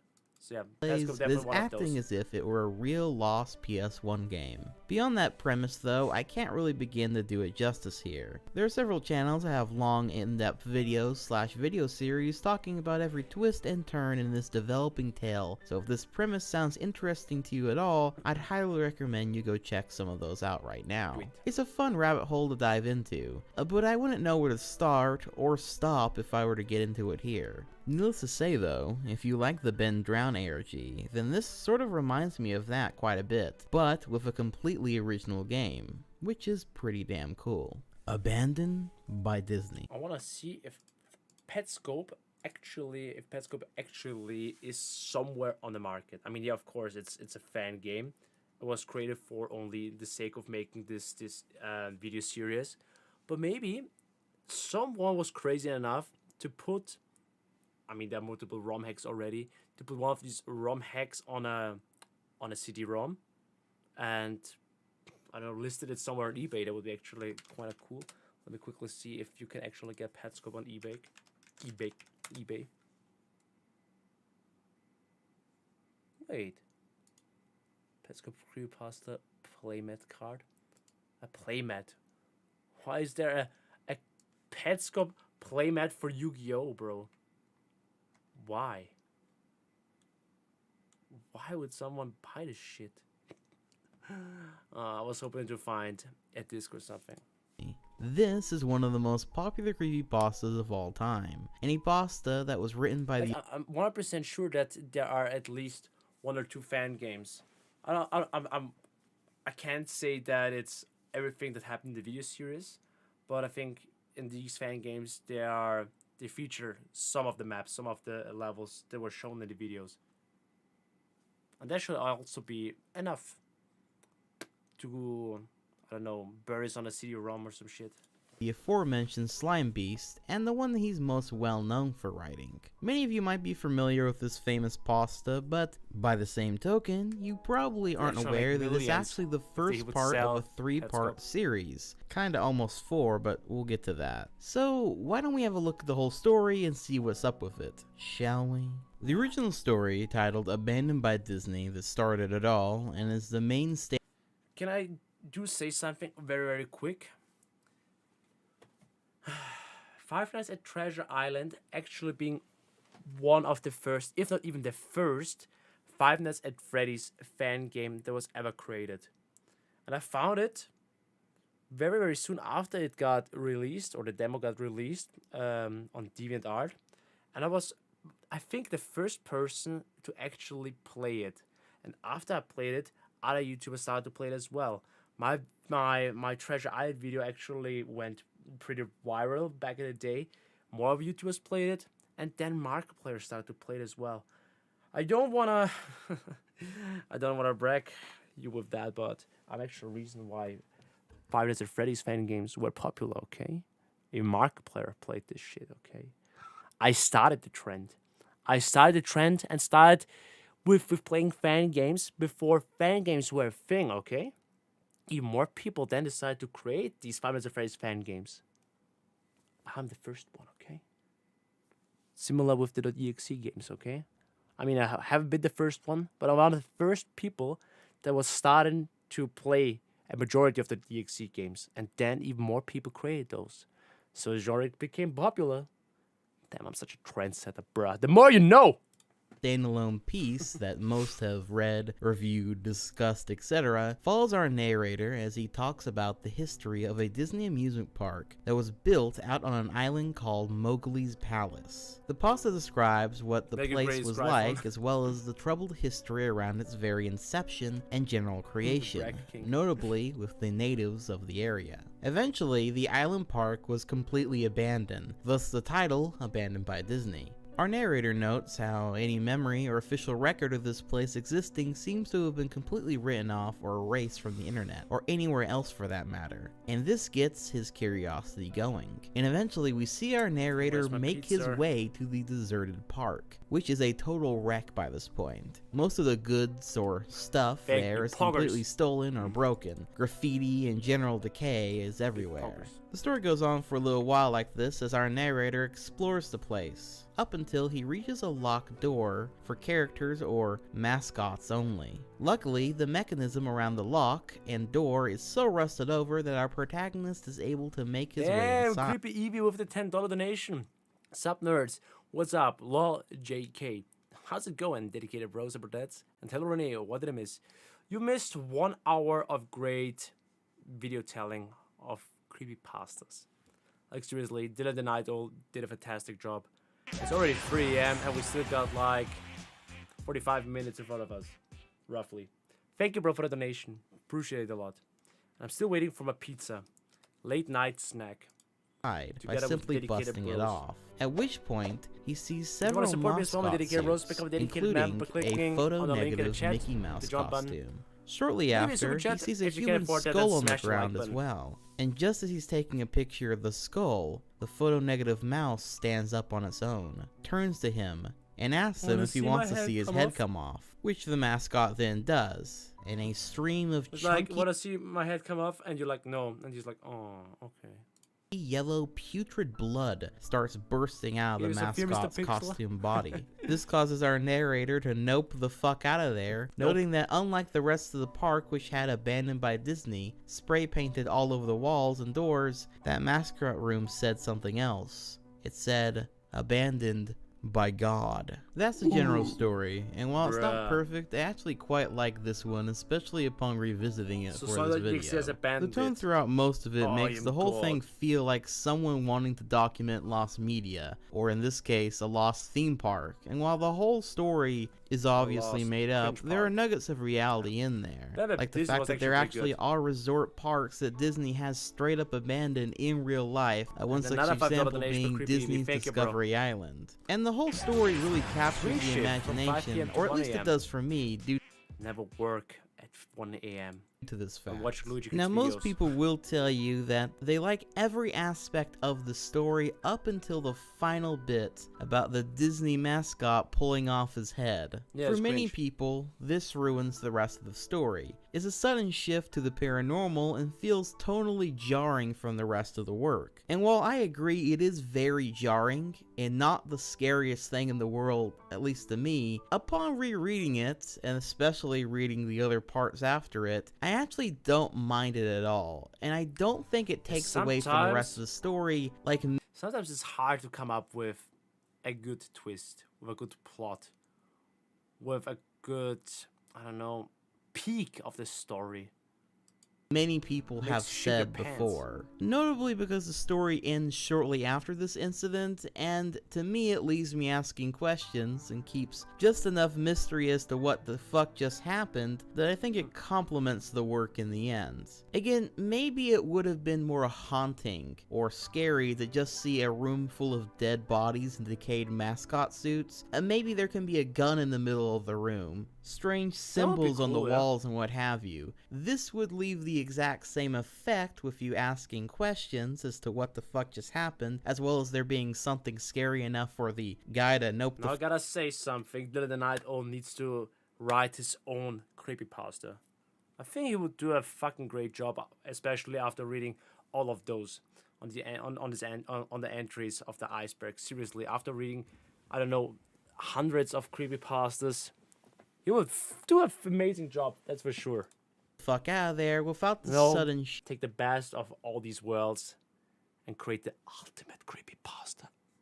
Shift to the paranormal. The sequel to the story, which I'd say isn't as well known but is still pretty up there as far as somewhat popular creepypastas go, is titled Room Zero, and I'd argue that this is actually an even better story than the first one. I say this because it's sort of a collection of stories. We have the same narrators before, but they are now relating others' stories with Disney, their secrets, what places seem to be abandoned by them, as well as notably subtle but strange paranormal activity at some of their other parks. Of these stories includes a water slide that many children have gotten stuck in before for extended periods of time, and that on certain occasions you'll see like 3 or 4 kids go down the slide, but the last one to go down the water slide will come out first, while the others seem to come out in nonsensical orders to the order in which they entered without any explanation. What? There's also a notable detail at the start of the pasta about how our narrator thinks that he's being followed by Disney or someone working for Disney, as he's noticed strange people following him from time to time. RJ, welcome to well the stream. How's it going, bro? Mickey Mouse symbol, this silhouette, seemingly everywhere he looks and goes, in places where it could make sense, but also notably in places that it simply shouldn't be in. The way this is written, it's not actually clear if the author is going crazy, or if there actually is someone stalking them. The story then talks about some of the hidden areas at Disney World, such as the club made for executives and other exclusive members hidden in plain sight in a nondescript building, or the hidden hotels, bars, and other such areas of the park meant for adults, or at the very least just not kid-friendly areas, which is based somewhat in reality, as Disney Park actually does have areas like that. The story then talks about the underground tunnel system for mascots and workers to use at Disney World, for getting to one place or another without appearing in areas where they don't belong. Now, throughout the pasta, there are also several occasions of people wandering the parks that employees like to refer to as... Does it actually exist, such underground tunnels for employees? I mean, now I kind of doubt that, but it sounds kind of cool, but also scary. Just to think that they could roam around underneath of Disney World or underneath the park. Gas cots, because they wear strange Mickey Mouse themed gas masks. This eventually gets a payoff when an employee finds a strange, completely empty room down in the tunnel system and begins wondering what such a large place is used for. When he asks around, no one seems to really know, none of the employees or anyone he seems to ask, up until someone suggests that the oldest of the employees still at the park, named Ida, might know what he's talking about. When he approaches her and asks her what that room was used for, she proceeds to tell him in a hushed and somewhat ashamed tone that that place is called Room Zero. It was meant to be a bomb shelter that could accommodate the entirety of the park's attendees and employees should the worst happen, and a nuke is being launched in that area. It was built during the time when tensions were at their highest with the Cold War, and some interesting design elements went into its creation. The most notable of which being that they designed specially made Mickey Mouse and Goofy themed gas masks, as they thought the normal made gas masks would scare children even more. The normal gases would scare children even more. Bro, imagine people walking around with these type of gas masks. Bro. Ouch, it's bricks. Or in an already scary situation, and that perhaps seeing some recognizable... But fucking children have to be scared. There's a nuke launched. Bruh, everyone would have been scared. Characters might ease their mind, even if just a little bit. However, that room was completely empty. There was no equipment, no gas masks, nothing. So impressed, Ida reveals that the current Room Zero is empty because anyone who goes in there is actually standing on it. Quote, someone or something sounded the alarm one day when the park was at full capacity. The warning was clear. It was supposedly an air attack. Security ushered everyone down into the tremendous shelter. There they were ordered to put on their masks and hunker down for the duration of the assault. Everything was quiet for about 30 minutes, save for the crying children and the frightened whispers. No one wanted to die, and so they were thankful in a way for the strange measure of safety. Then, the first scream rang out. "Hey!" a man shouted. "Quit pinching!" Waves of shrieks and yelps rippled through the crowd, from one wall to the other, back and forth. "Who's running around? Settle down," someone hollered. "Who's laughing? This isn't funny. Ow! Who stepped on my foot?" Despite security guards urging to calm down and keep their cool, the crowd became more and more agitated until finally, after nearly an hour of madness, the lights flickered, then died. Rip light. What followed could only be described as utter chaos. In the dark, only the wails of the young and the anguished cries of the adults could be heard in a massive, swelling din that bloodied the ears of all within that black echo chamber. A group of staff members and a select few patrons made it out of the door, ready to face the war above rather than the insanity below. What they found, of course, was a desolate, yet untouched theme park. The music continued to play, echoing through silent storybook towns. Upon returning to room 0, the few who stood at the top of the steel staircase that led down into the pitch blackness heard no sign of the previous fray. There was only silence. Ida herself descended that staircase despite the begging of those she left above. She reached the reinforced doors, herself now awash in darkness and hearing only the buzzing in her ears. A single voice came out of the darkness. The echo made it impossible to tell whether the mocking, raspy voice was at the back of the bomb shelter or if it was right in front of her face. "Shut the door, dear. You're letting out the cold." Gripped by terror, she did just that. Within days, the entire thing, shelter, staircase, all of it, was covered with feet upon feet of cement. Air systems and generators above its ceiling were removed, creating a large, empty space. "They're still down there," Ida told Hammer. "Down there with whoever that was," unquote. The story ends noting that Ida passed away soon after telling this story. What the Quote, fuck? "Accidental fall, supposedly after getting out of bed to turn on the light. Such a company devotee," the paper reported, "that her entire bedroom was covered with Mickey silhouettes." Holy shit. Unquote. This story, crazy. while dealing with a lot of the same themes and ideas as Abandoned by Disney, is ultimately the better work in my opinion. There's that same through line of reality mixed with fiction, and that ending, again, leaves you asking questions, but is also far more creepy to me personally. Also, reading these stories back to back actually makes the first one's jarring twist make way more sense, and flows into this next one so nicely that I actually feel the best experience is just reading these back to back. They really do work as a double feature. Now, as far as I knew, that was it for the Abandoned by Disney saga. But upon revisiting the story, I actually found that a third part had been written since then. One that tries to make sense of the mystery surrounding its universe of Disney, as well as a bookend for it all. Corrupt Us is the title of the third story in this trilogy.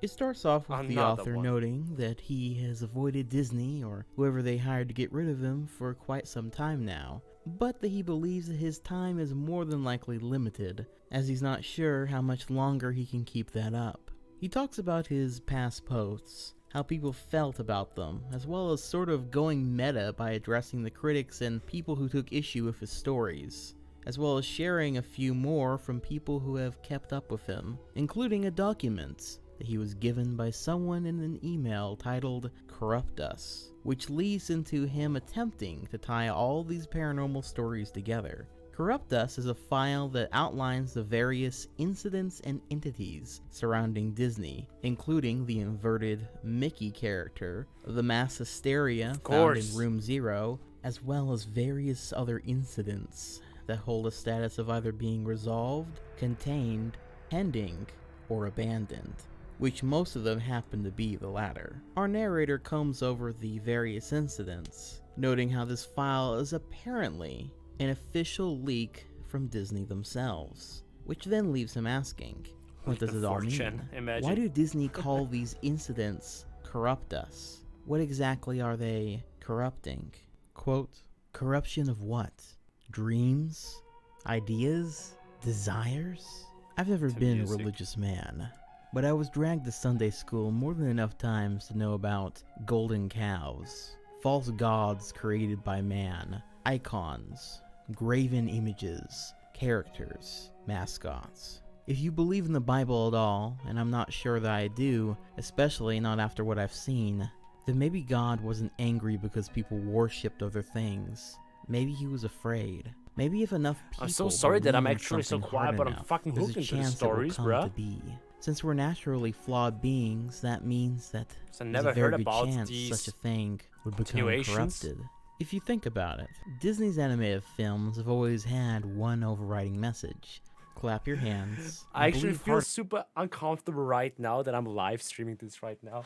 I'm just hooked to this video. Like I was sitting in my room or in the living room watching this same video on the TV, but privately, being all hooked up in the story, all interested, no reaction at all, just like staring on the screen, listen to the narration. I feel a little bit stupid because I totally missed the part of me being live and should commentate about this stuff. But bro, this time I'm hard enough, excuse me. and Tinkerbell will live. When you wish upon a star, anything For a your split heart second, I desires. forget I'm People still like live. to say Disney And has people some watch my connection to reaction. Satanism, but I never bought into that. I still don't. I think they've been trying to create that golden calf, a god idol that everyone believes in, one that everyone loves. It's almost as if any dream or idea that is shared Can by enough imagine human that hearts and more of minds these has a real situations chance will of being happen born into the world. later The on this iceberg as creatures, well. if Are there any good any stories exist that I haven't beyond heard what I saw about? of my own eyes, So able I to think they're the commentate a deformed lot more. house starts, random When stories of manifestations of Slenderman, some Jack the dark, Killer, Jenny Killer unquantifiable non-life told that because I know seeped these into our stories. state of being. They're mistakes of reality, cosmic abortions, the corrupted. Did everyone in Emerald Isle harbor such a negative impression of Mowgli's palace? How potent was the fear of nuclear war on the day Room go again Zero with became Room Zero. full? If you want to find gascots and mystery voices, does that search bring about the very thing you're looking for? How many children have been disappointed, confused, or scarred for life when they saw Mickey without his head?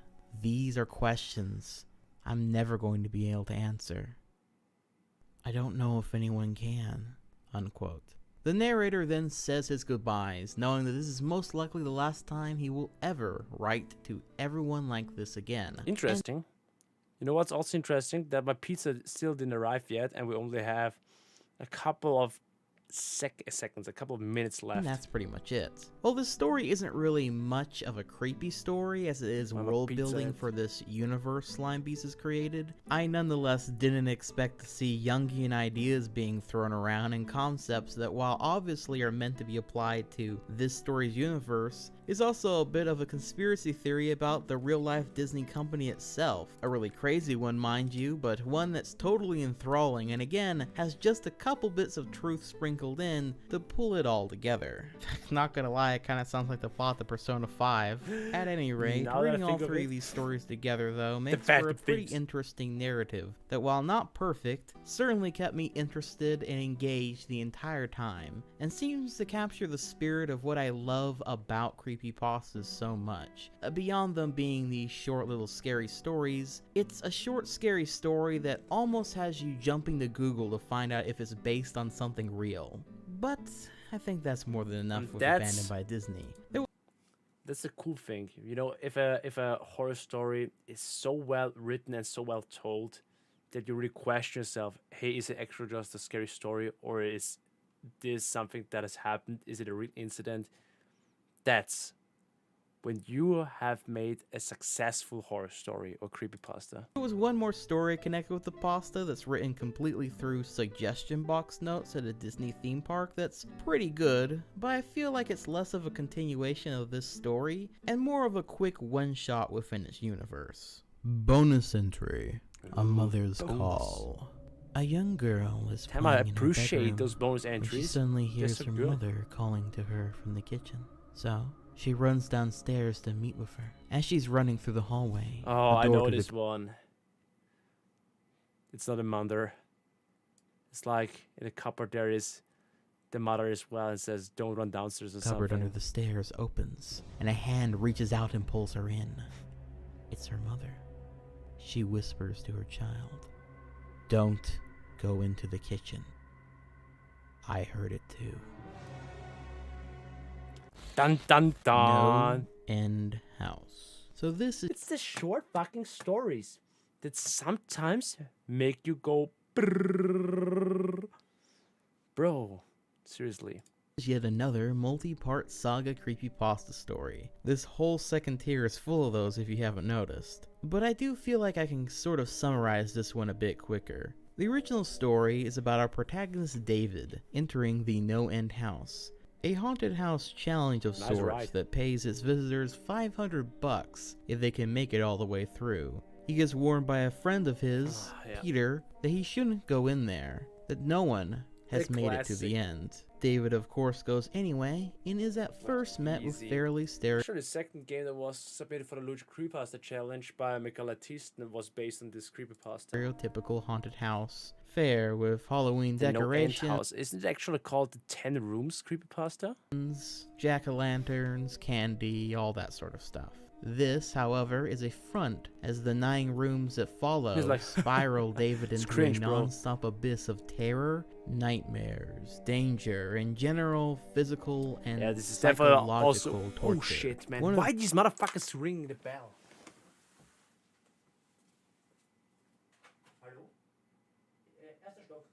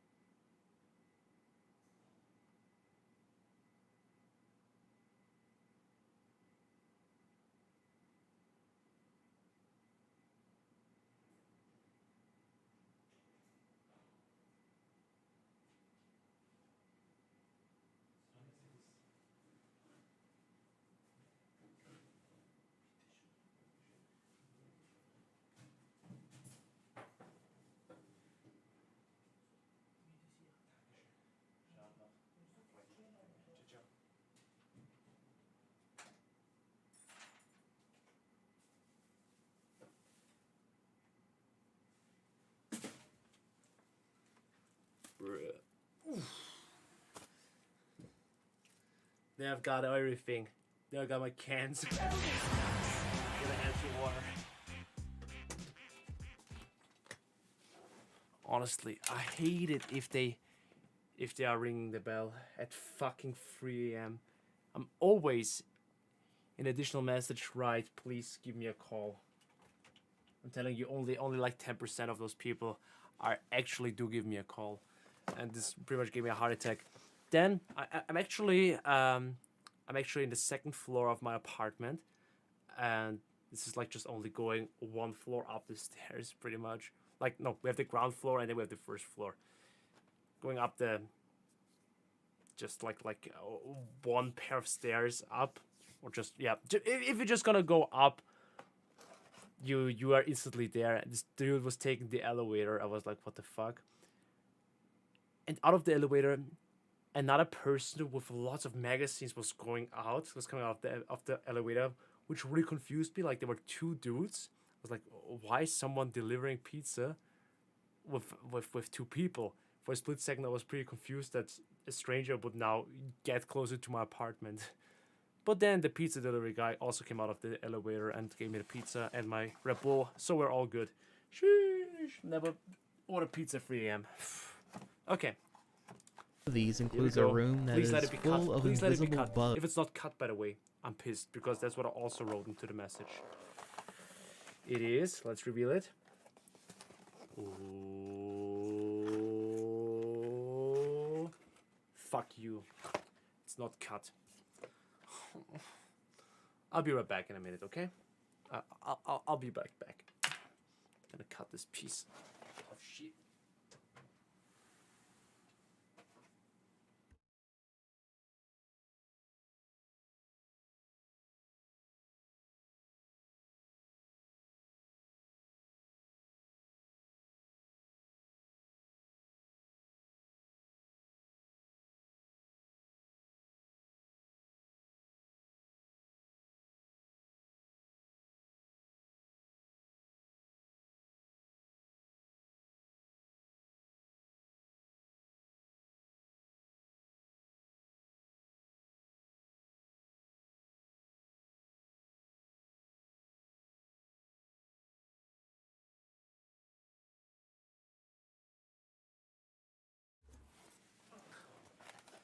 Okie dokie. In fact, it does look pretty delicious, but I'm still a little bit pissed that they didn't cut it. Red Bull. Honestly, I'm a little bit tired already, so this one is gonna keep you awake. I mean, the scary stories do keep me awake as well, but damn. Cheers.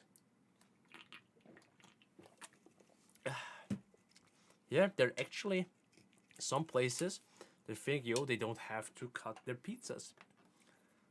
I've never ordered there. That's the first time I was ordering there, because most pizza restaurants are already closed at this time. But yeah, here we are.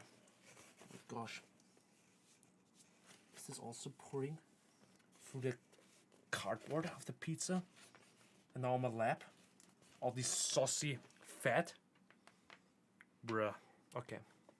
Bugs that constantly bite and gnaw at David's skin. Enjoy Another your sees pizza. him in I'm a sharing room my with a pizza little girl to whose everyone, form is with everyone shared that with leaves a that of like. a strange goat-like demon. He sees both at the Cheers, same everyone. time, the girl and Pizza the ASMR, demon, here we go. and the walls. All the doors seem to be disappearing on him. The entire story is intriguing as it leaves you wondering what will At happen least it next. has a good taste. What horrors or mind games await within the next room? Now, I will admit that by the ending, I thought that pretty much everything you could do with the story had pretty much been done. And I say that mainly due to the fact that outside of just having more creative room scenarios, which would be very cool, the surprise, the twist of the story is kind of been finished. However, the sequel to No End House finds David's girlfriend Maggie entering the No End There's House a to save sequel to him. it? And while Wait, it's I didn't know that slightly there's different, I didn't know there's a sequel to it. Gershon, did you notice my $5 donation? I think I've missed it. You donated $5? I think. Nope. Ah. There we go. Good afternoon, Luigikid. Did you finally check out Bob and Bossip mod? And maybe could you make a video pretty soon this year? Maybe. It's amazing though. I haven't played it yet, but I will definitely play and I said it very soon. Some of Friday Funkin'.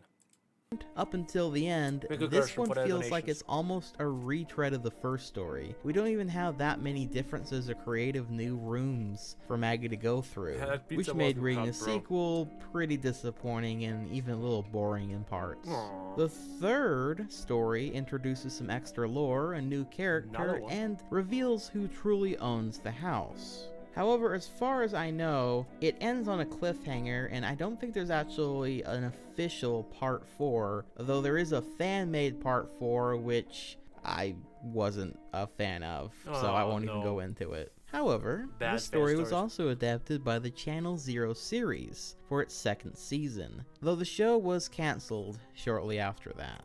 I said before that when I was talking about the Candle Cove entry, that the show got fairly high ratings, but I had never personally seen it, and I I still do agree. haven't. Most of these creepypasta stories, they're more, I don't know, Netflix adaptations. Seriously, that's how cool some of these stories are. But I actually failed to take into account the fan reactions, which apparently were a little bit more mixed on the show in general. It was Aw. originally going to adapt way more creepypastas, sort of doing a new one each season, but was short-lived due to low viewer count apparently. You know, thinking back upon it, a show about Gotta adapting upload it creepypastas into a nowadays, okay? series seems like it really should have been an anthology series, and by that I don't mean a new story each season, since most of these stories are way too short to adapt into a full back in the day, when I first time heard of American Horror Stories, also thought they're like new stories with each episode and not each season. I think I'm more of a friend of stories, new stories with each episode as well, than having to watch a whole season. Cause that makes it hard to watch again. It's like watching Game of Thrones, waiting for another episode. You just want to have a good scare with a good episode. That's how it works, and that's why YouTube actually does work so well as well. Or do you agree? What's your opinion on that? 6 or so episode series, but instead have every episode be a new creepypasta that's being adapted, with maybe the occasional 2 or 3 parter if it's something that's really in depth, but I can't even think of that many creepypastas that would justify that. Obviously the show's cancelled, so I mean, what's it matter anyway, but still, I feel like it could have been so much more. But anyway, No End House is a simple concept, but definitely a fun one. I will admit that I'm not so sure I'm as hyped about it now as I might have been back then. I may even say that the story is awesome. A little bit overrated in my opinion. I mean, the first story was perfectly fine by itself, not one of my absolute favorites. However, the more the story progressed with each new sequel, the more the story seemed to run dry on ideas and just sort of felt like an extended rehash of the original, which, I won't lie, might have soured me to the original a little bit as well. If you decide to read it, I'd recommend just the first part personally. Play with me. So this one's rather infamous. And I'll be honest, I'm not sure how much of it I can really go over here. The meat of the story is about a little girl named Sally, who has curly hair and green eyes. It's getting the creepypasta and flashbacks right now. But the story of Sally actually is a pretty tragic one. I don't know into how much detail he's going to get in this one. Summertime, and her uncle comes over to visit, and almost the rest of the story is the uncle doing bad things with Sally. Yeah. Really, really bad things, if you catch my drift. The story is uncomfortable and genuinely gross. The bad things are thankfully never described in detail, but all the same, this one just isn't fun to read at all. The ending is also pretty weird and kind of stupid. See, eventually Sally died due to her uncle's bad things, and we have a time skip to a new family moving into her house. Well, the teenage girl that moved into the house sees the ghost of Sally, who asks if she wants to play with her. Which, might I add, is the exact same thing the uncle would say before doing the bad things. Which is really fucked up, and I don't really see what the message is here. I'll be honest, this one is kind of trash. It feels like the whole thing is meant to be shocking with no real story or substance to it. I should note that topics of this nature I believe can be done well. When it comes to horror and storytelling in general, I believe nothing should be off limits. But with that being said, this story sort of feels like it was written by an edgy teenager who was using abuse of that kind for cheap shock value, especially with the ending. It all just leaves a bad taste in my mouth, and yeah, it's just kind of dog shit. Clockwork, Your Time Is Up. Written by Soft Boys, this one is, well, also rather infamous. So, do you remember before when I said there was a strange sort of fantasy fulfillment from creepypastas like Jeff the Killer, or even Charlie the Killer, maybe even Shane the Killer? Or at least that's what it reads like, is fantasy fulfillment? Well, Clockwork, Your Time Is Up is like the ultimate version of that. It's also straight up one of the worst written creepypastas that I've ever read. That was meant to be taken seriously anyway. From grammatical errors everywhere you look, a terrible Mary Sue-like protagonist, being a Jeff the Killer ripoff, and also it being extremely distasteful and cartoonishly mean-spirited in a similar fashion to our last story. It's almost universally hated and seems to be a bit of a breaking point for many with these dumb stories about teenagers who go through some tough times, suddenly get super powerful through the power of going crazy and killing their whole family and becoming an unstoppable serial killer because they went crazy And we all know if you go crazy, then you are suddenly immune to all known human hazards, including bullets. But enough build-up. What do the details of this story actually entail? Well, the story starts with our protagonist, Natalie Allette's father, yelling about how much he hates children and that there is no use for them, and then he beats his own daughter, Natalie. Cut away from that, and then later, Natalie's brother, invites her to his room and, does bad things to her that I can't say on YouTube. Then she tells her friends at school about said bad things. And keep in mind that she is 9 years old by this point. And those friends then put that info out all over Facebook, I guess, and other social media sites, and people start calling Natalie, the 9-year-old, a whore. And the parents never hear about this, or if they did, they literally do nothing about their son or the situation. Just nothing.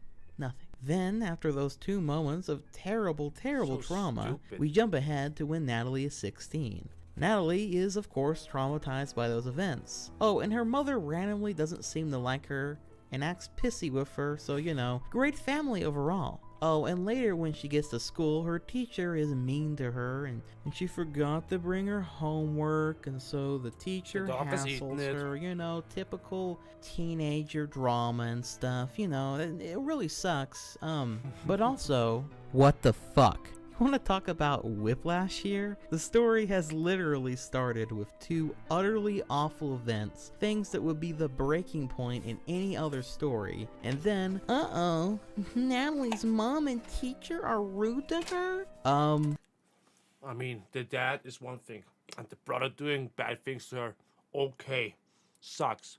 But 7 years later, the teacher and the mother, what? Man. Going to Twitch, have fun. Quickly gonna wash my hands, and we'll be back in a minute. That was delicious.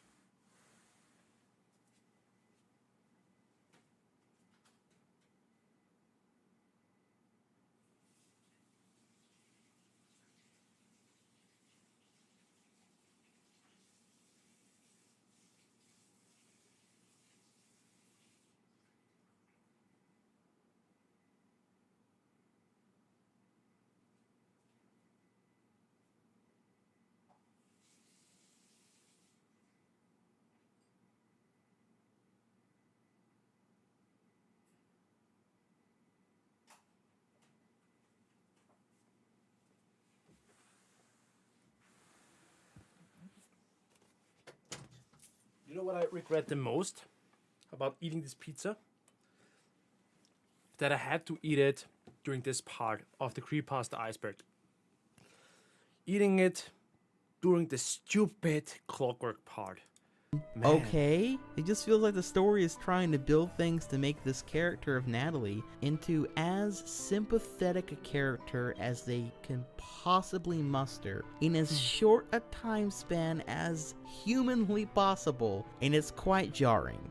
Especially since the events beforehand are so cartoonishly evil and awful, while also showcasing a real-life event that can actually happen to people, and it's used for cheap shock value right from the start of the story. It's either they wanted the character to come off as sympathetic as possible, or they wanted to be as extreme as possible, maybe both at the same time. Not to the shock value, especially those shocking twists and moments, they should always come in the end, with some things unexplained, unsolved. That's the good shit. But sometimes going way too much into detail ruins a lot of the story. Like for real. Some people will never questioning too much.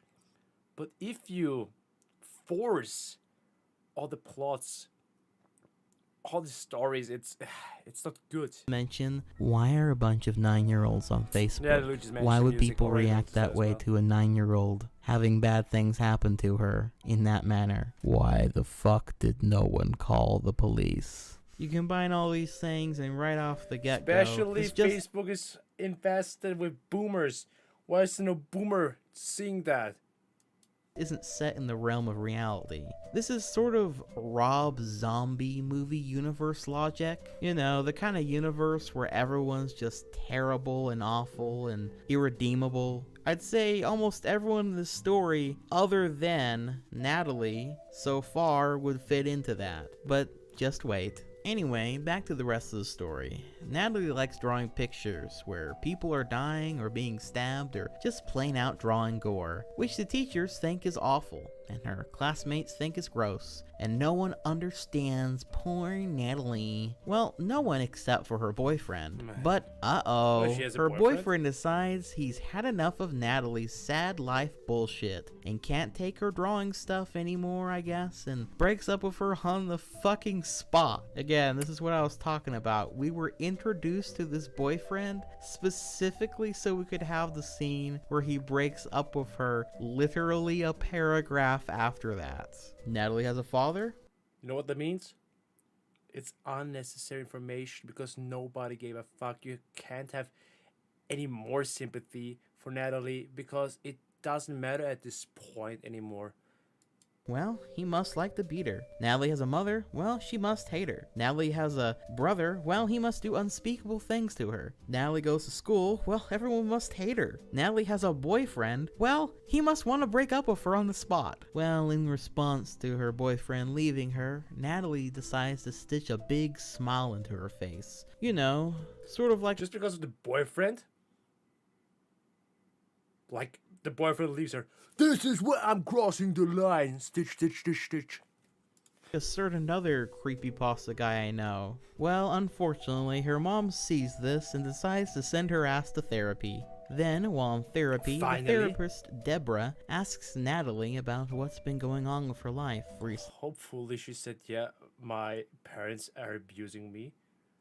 My brother, everyone around me. To which Natalie responds, "Time."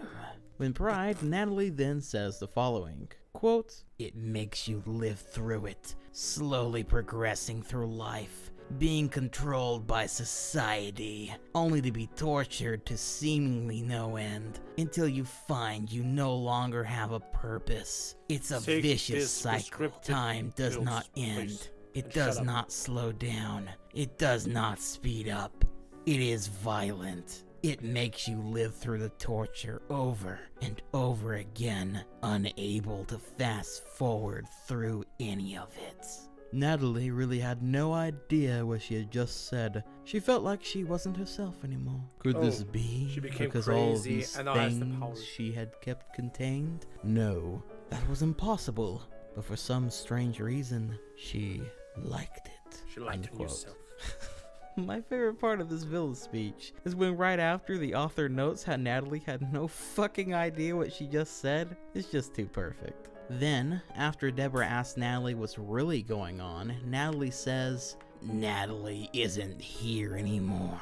This was apparently enough for the therapist to Imagine call her it's Natalie's parents real and have them voice. sign over her rights and have her institutionalized and drugged the fuck up to fix her mind. I like how even the therapist, who seemed to be nice enough at first, doesn't actually give a shit and throws this girl to the wolves to be a guinea pig for drugs almost immediately upon the sign of her being fucked up. This of course was the expected response, since things are just never looking up for Not fair to know poor where this is old going. Natalie. Well, anyway, she wakes up later and is strapped down to a bed, and the doctor is like, "Yo bitch, we gonna give you mental drugs." And yes, they do actually call them that, just mental Bitch? drugs. Oh. Well then, they put her to sleep with sleeping gas, and then she wakes up in the middle of their surgery, which I'm really confused what precisely they are doing here. I thought they were drugging her up, not putting her under the knife.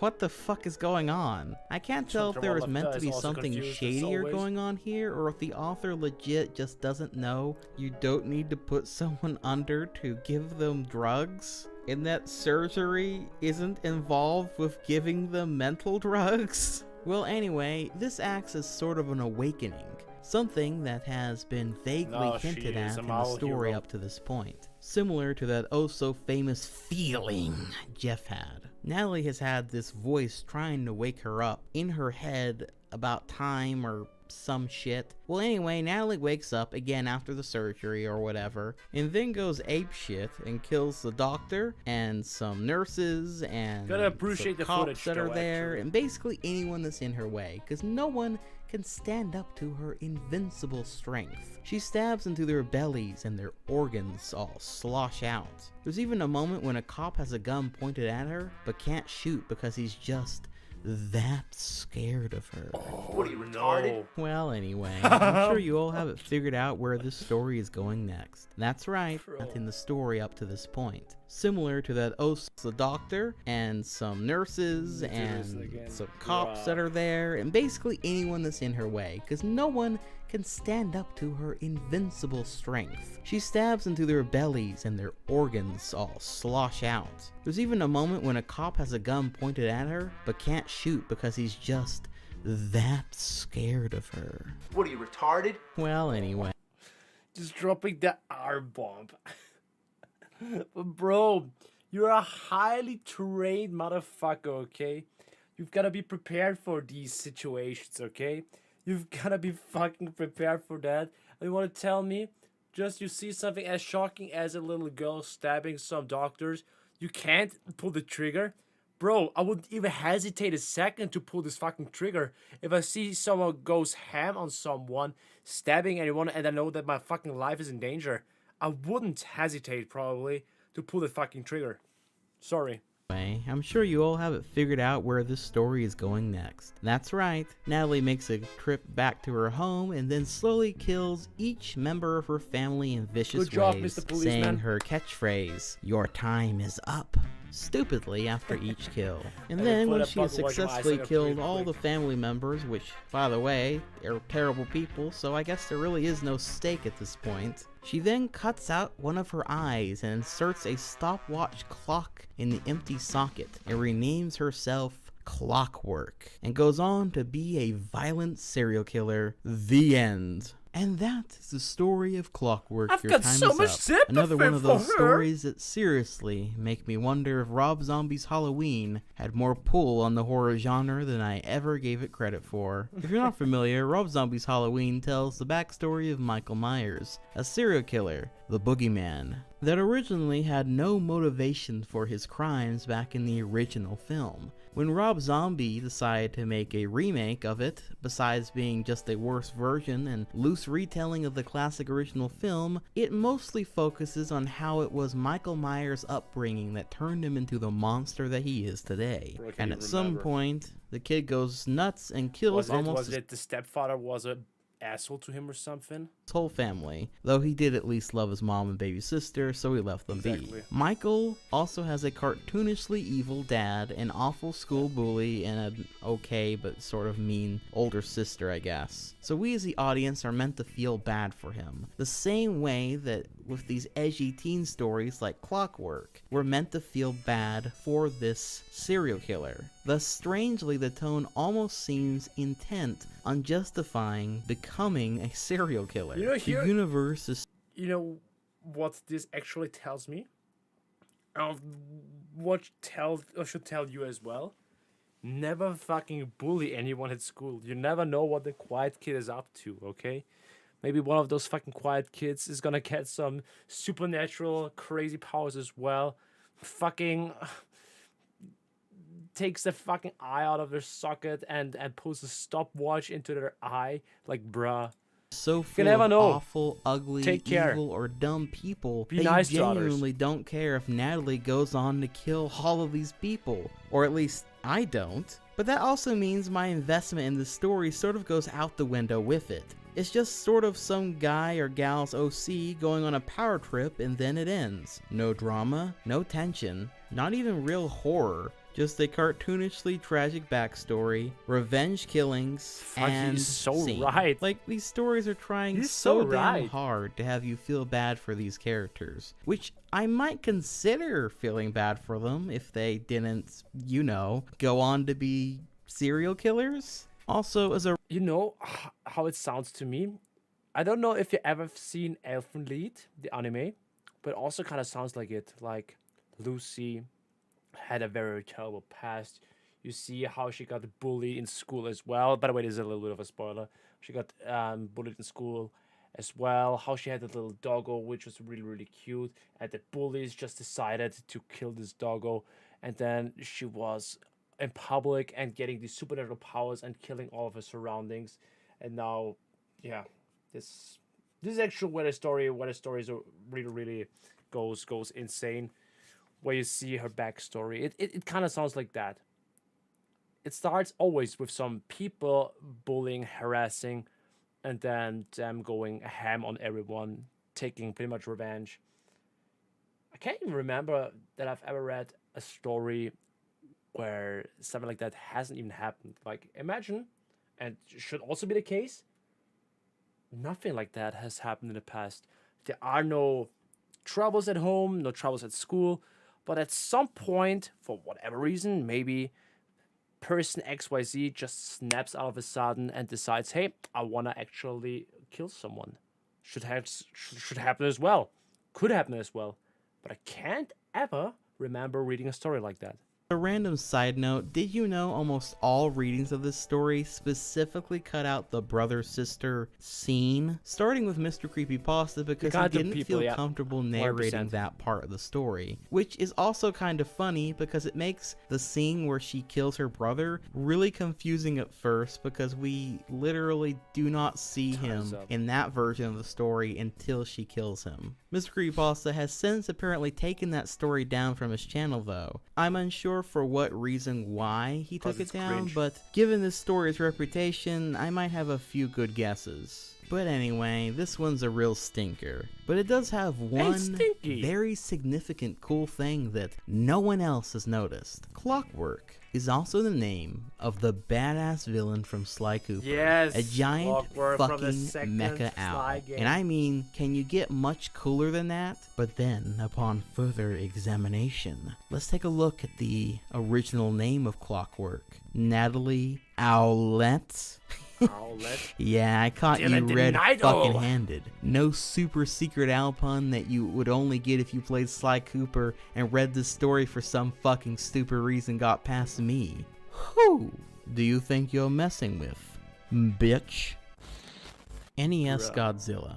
And for our final entry this tier, in stark contrast to our last entry, we have one of the most well-loved and praised creepypastas ever created, titled NES or NES Godzilla. It's a video game-based creepypasta, and one that many consider to be the absolute best of them all. And I would generally agree, with a bit of an addendum. NES Godzilla follows our protagonist to reliving some of his childhood, gets some NES games from his friend, including a copy of Godzilla on the NES. Something which he actually remembered fondly playing as a child, especially being a big Godzilla fan, which is kind of funny since most people consider that game to be pretty bad. From there, the game starts off fairly normal, and slowly but surely our narrator realizes that this game isn't the same one he played all those years ago. It's different. It starts off with the addition of new Godzilla monsters to fight in the game that were never there before, and slowly spirals into a world of madness as our protagonist explores a bizarre dream/nightmare landscapes full of unique creatures, monsters, scenarios, and above all else, trying to avoid this strange red creature that can kill Godzilla and the other monsters instantly. There are also these strange levels where the aptly named Face asks our narrator questions relating to the game, life, philosophy, and eventually much more personal questions about himself. Now, whenever really the game is updated, so because the fan game is still being made, I'm looking forward to this personal questions with the quiz, with the faces. It's definitely something to look forward to as well. Interesting it is. Not only does it play out like a let's play of sorts, but has screenshots for every single encounter in the story, making so as he describes some of these creatures, you can actually look at them right next to the text. Now normally I would say that this makes the pasta more grounded in reality, as most people would probably screenshot or screen capture themselves if they were somehow playing a creepypasta game of this kind. But that's not really true. I mean, it is in a sense, but fairly quickly after the first first bit of the Pumara, story, we have this already pasta figured out delves that your into the internet realm sucks. of the paranormal, as the game seems to be connected to our protagonist's past of some kind and communicates directly to him on several occasions, the monstrous red even facing our narrator's direction when he insults the monster. This one Normally really I would truly say that this breaks takes the away fourth from the wall. overall story, but I don't mind it here, as honestly grounding it in reality is only necessary if you're trying to make the story more disturbing or creepy. And despite it being a creepypasta, I don't really find any aspect of the story scary. At least personally. I do find it extremely fascinating and fucking awesome looking though. Seeing Godzilla walk through these bizarre hellscapes with these crazy monsters, or these interesting locations that tell a story through visuals alone, it more so makes me want to play this game rather than me getting scared by it at all. Upon my first reading of the creepypasta, I remember being sort of disappointed in the direction that it goes. That is, basically the game is connected to some sort of demon or entity that caused our protagonist's girlfriend to... And now the demon is using this game as a sort of means of communication for taunting him, and to pull him into the same hellhole he pulled his girlfriend into. And in the end, the demon is defeated and all is well. Our protagonist even being able to say his final goodbyes to his girlfriend before the game is over. I guess I don't know what I was expecting, but I remember liking everything up to that point. Now, upon rereading it, I think it's just a good story full of cool concepts and an overall interesting and well-written narrative. It's actually very good, but as a scary story, it's a bit lacking for me personally. But that's okay. Honestly, as a man who loves seeing cool monsters and kaiju, this story has so many cool and unique monsters and designs and art that just jump off of the screen. I wouldn't be surprised if the author just loved making cool monsters and sprite art and found a clever way to... He 100% did. And this was pretty much the best way to share all the cool shit that he came up with. Show them off through this story. That was kind of the impression I got, especially of some of the deep-cut Godzilla lore that this guy integrated into the plot. Overall though, it's one that I still highly recommend giving a read or a listen. Apparently there has been a sequel in the works for some time as well. Well, actually 5 chapters of it exist, and it seems like the story is even less focused on it being a creepypasta and is more of an exploration of the game in the hands of another player, since the big twist at the end is the original story is that the protagonist sold off this is actually a stupid ending, but the cartridge okay. onto eBay. The only problem is, the sequel hasn't been updated since 2013 unfortunately, so I don't think we're going to be seeing it finished anytime soon. Which is a real shame, because what he had so far... Imagine, actually someone has bought the game off of eBay. Imagine that. Let this just sink in. And he was playing the game, I was even writing and documenting it for like 5 chapters, but then this demon that is haunting the cartridge actually killed him, and that's the reason why we never get to see any more chapters, because there actually is some kind of demon or entity inside the game. with the sequel was certainly getting interesting, but all well. I guess this is how it ends. And that is it for part 2 of the Ultimate Creepypasta Iceberg by Fried Pickle Boy. Sorry for taking so long on this next part. I've been busy with multiple projects that I'm hoping to share more about in the very near future. You know what? The I want to give a huge thing is, my dedicated bros, this was just the tip of the iceberg. In part 1, we did talk about the heaven, like the most popular creepypasta stories that you can find on the internet, and this is also about the popular stories that you can find on the internet, the tip of the iceberg. The next episode, whenever it comes out, we're gonna go below the surface, and that's when the real fucked up shit is gonna happen. Stories that we probably have never heard about.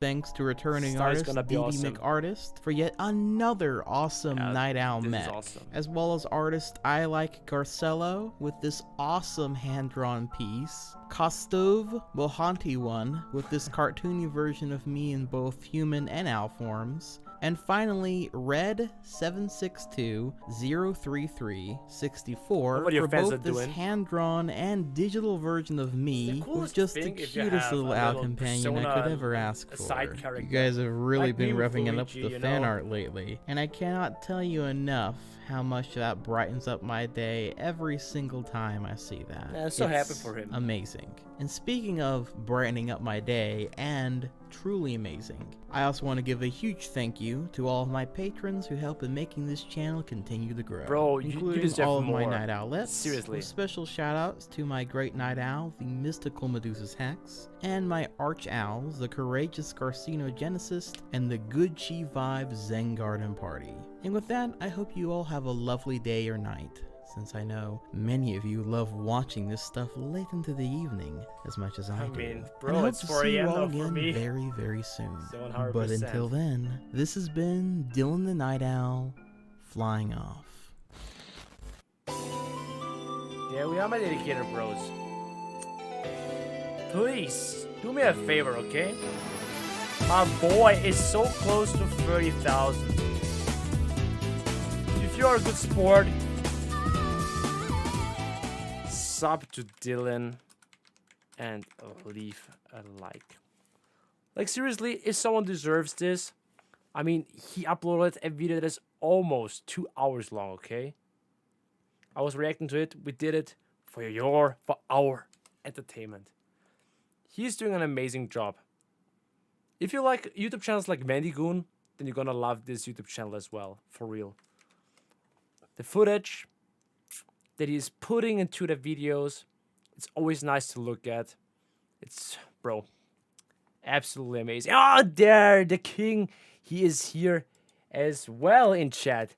Dylan, amazing job. Seriously, loved every part of it. I was just thinking that recently. I will for sure hit you up here very soon for that. Oh boy! Didn't even responded to my DM that I sent him on Twitter. Yep, hit me up if you want a little guest part in one of your videos. I would love to be part of it. Just, yeah, slide into my DMs and I will get back to you ASAP. Well, my dedicated bros over that was part 2 of the ultimate Creepypasta Iceberg by Dylan the Night Owl, the king himself. Subscribe to his channel, check out his content, leave a like on this video. I don't know how there are 86 people that are disliking this. They must be drunk or some shit, or maybe they got bullied as well and have now some crazy superpowers like, I don't know, Clockwork or Charlie, Jane, Jeff the Killer.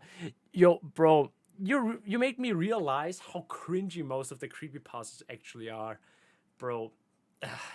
It's insane, but overall, nice job, amazing job. I love the way you were reading these cringy creepypastas. Gave us a little bit of fresh air and yeah, some good jiggles. Awesome stuff. So my dedicated bros over that, I really hope you enjoyed today's video. If you did, I mean, it's not a video, it's a stream. If you did, what you're supposed to do, please make sure to smash the like button. If you want to support me, please consider becoming a member. In the last minute, you can still jumpscare me, you know. Or donate via Super Chat. That also helps you financially. If you can't afford that, then leaving a like is also the best way to do. And if you're new here, then please consider subscribing. Lately, the channel is exploding. We are already at 712k. Not too long ago, I think like 2 weeks, we got to 700k, and now we got 12,000 new subscribers, which is absolutely insane. I wanna seriously thank you all for that. I love you so much. If we continue growing like that, then getting up to 1 million shouldn't be a problem at all. So, if you haven't also watched my brand new video of me playing Donkey Kong.exe, you should totally check this one out as well for cool effects like this one. Songs, bro. Whoa, boy, now I feel a lot better. Check it out, guys. Check it out. Donkey Kong.exe. You love our boy DK. Leave a like to expand your donk, okay? Leave a like and enjoy the new video if you haven't seen this one. Make this one go crazy as well. But with all that, being said, my dedicated bros and brodettes, let me see if I got a good song in stock for it. I'll play it with spell. I like this one. Bro, what the heck? There we go. Let's use this song to wipe and go to sleep. Thank you so much for dedicated bros and brodettes. I love you. Thanks for tuning in. Take care of yourself. Subscribe to Dylan the Idol once again. The link is down in the description below, or click on his name in the title. And all that being said, don't forget to subscribe to the channel if you haven't already. Rate the video or the comments feedback, and we'll see each other in the next video or the next live stream. Watching dedicated bros and brodettes. Stay safe and see you. Ciao.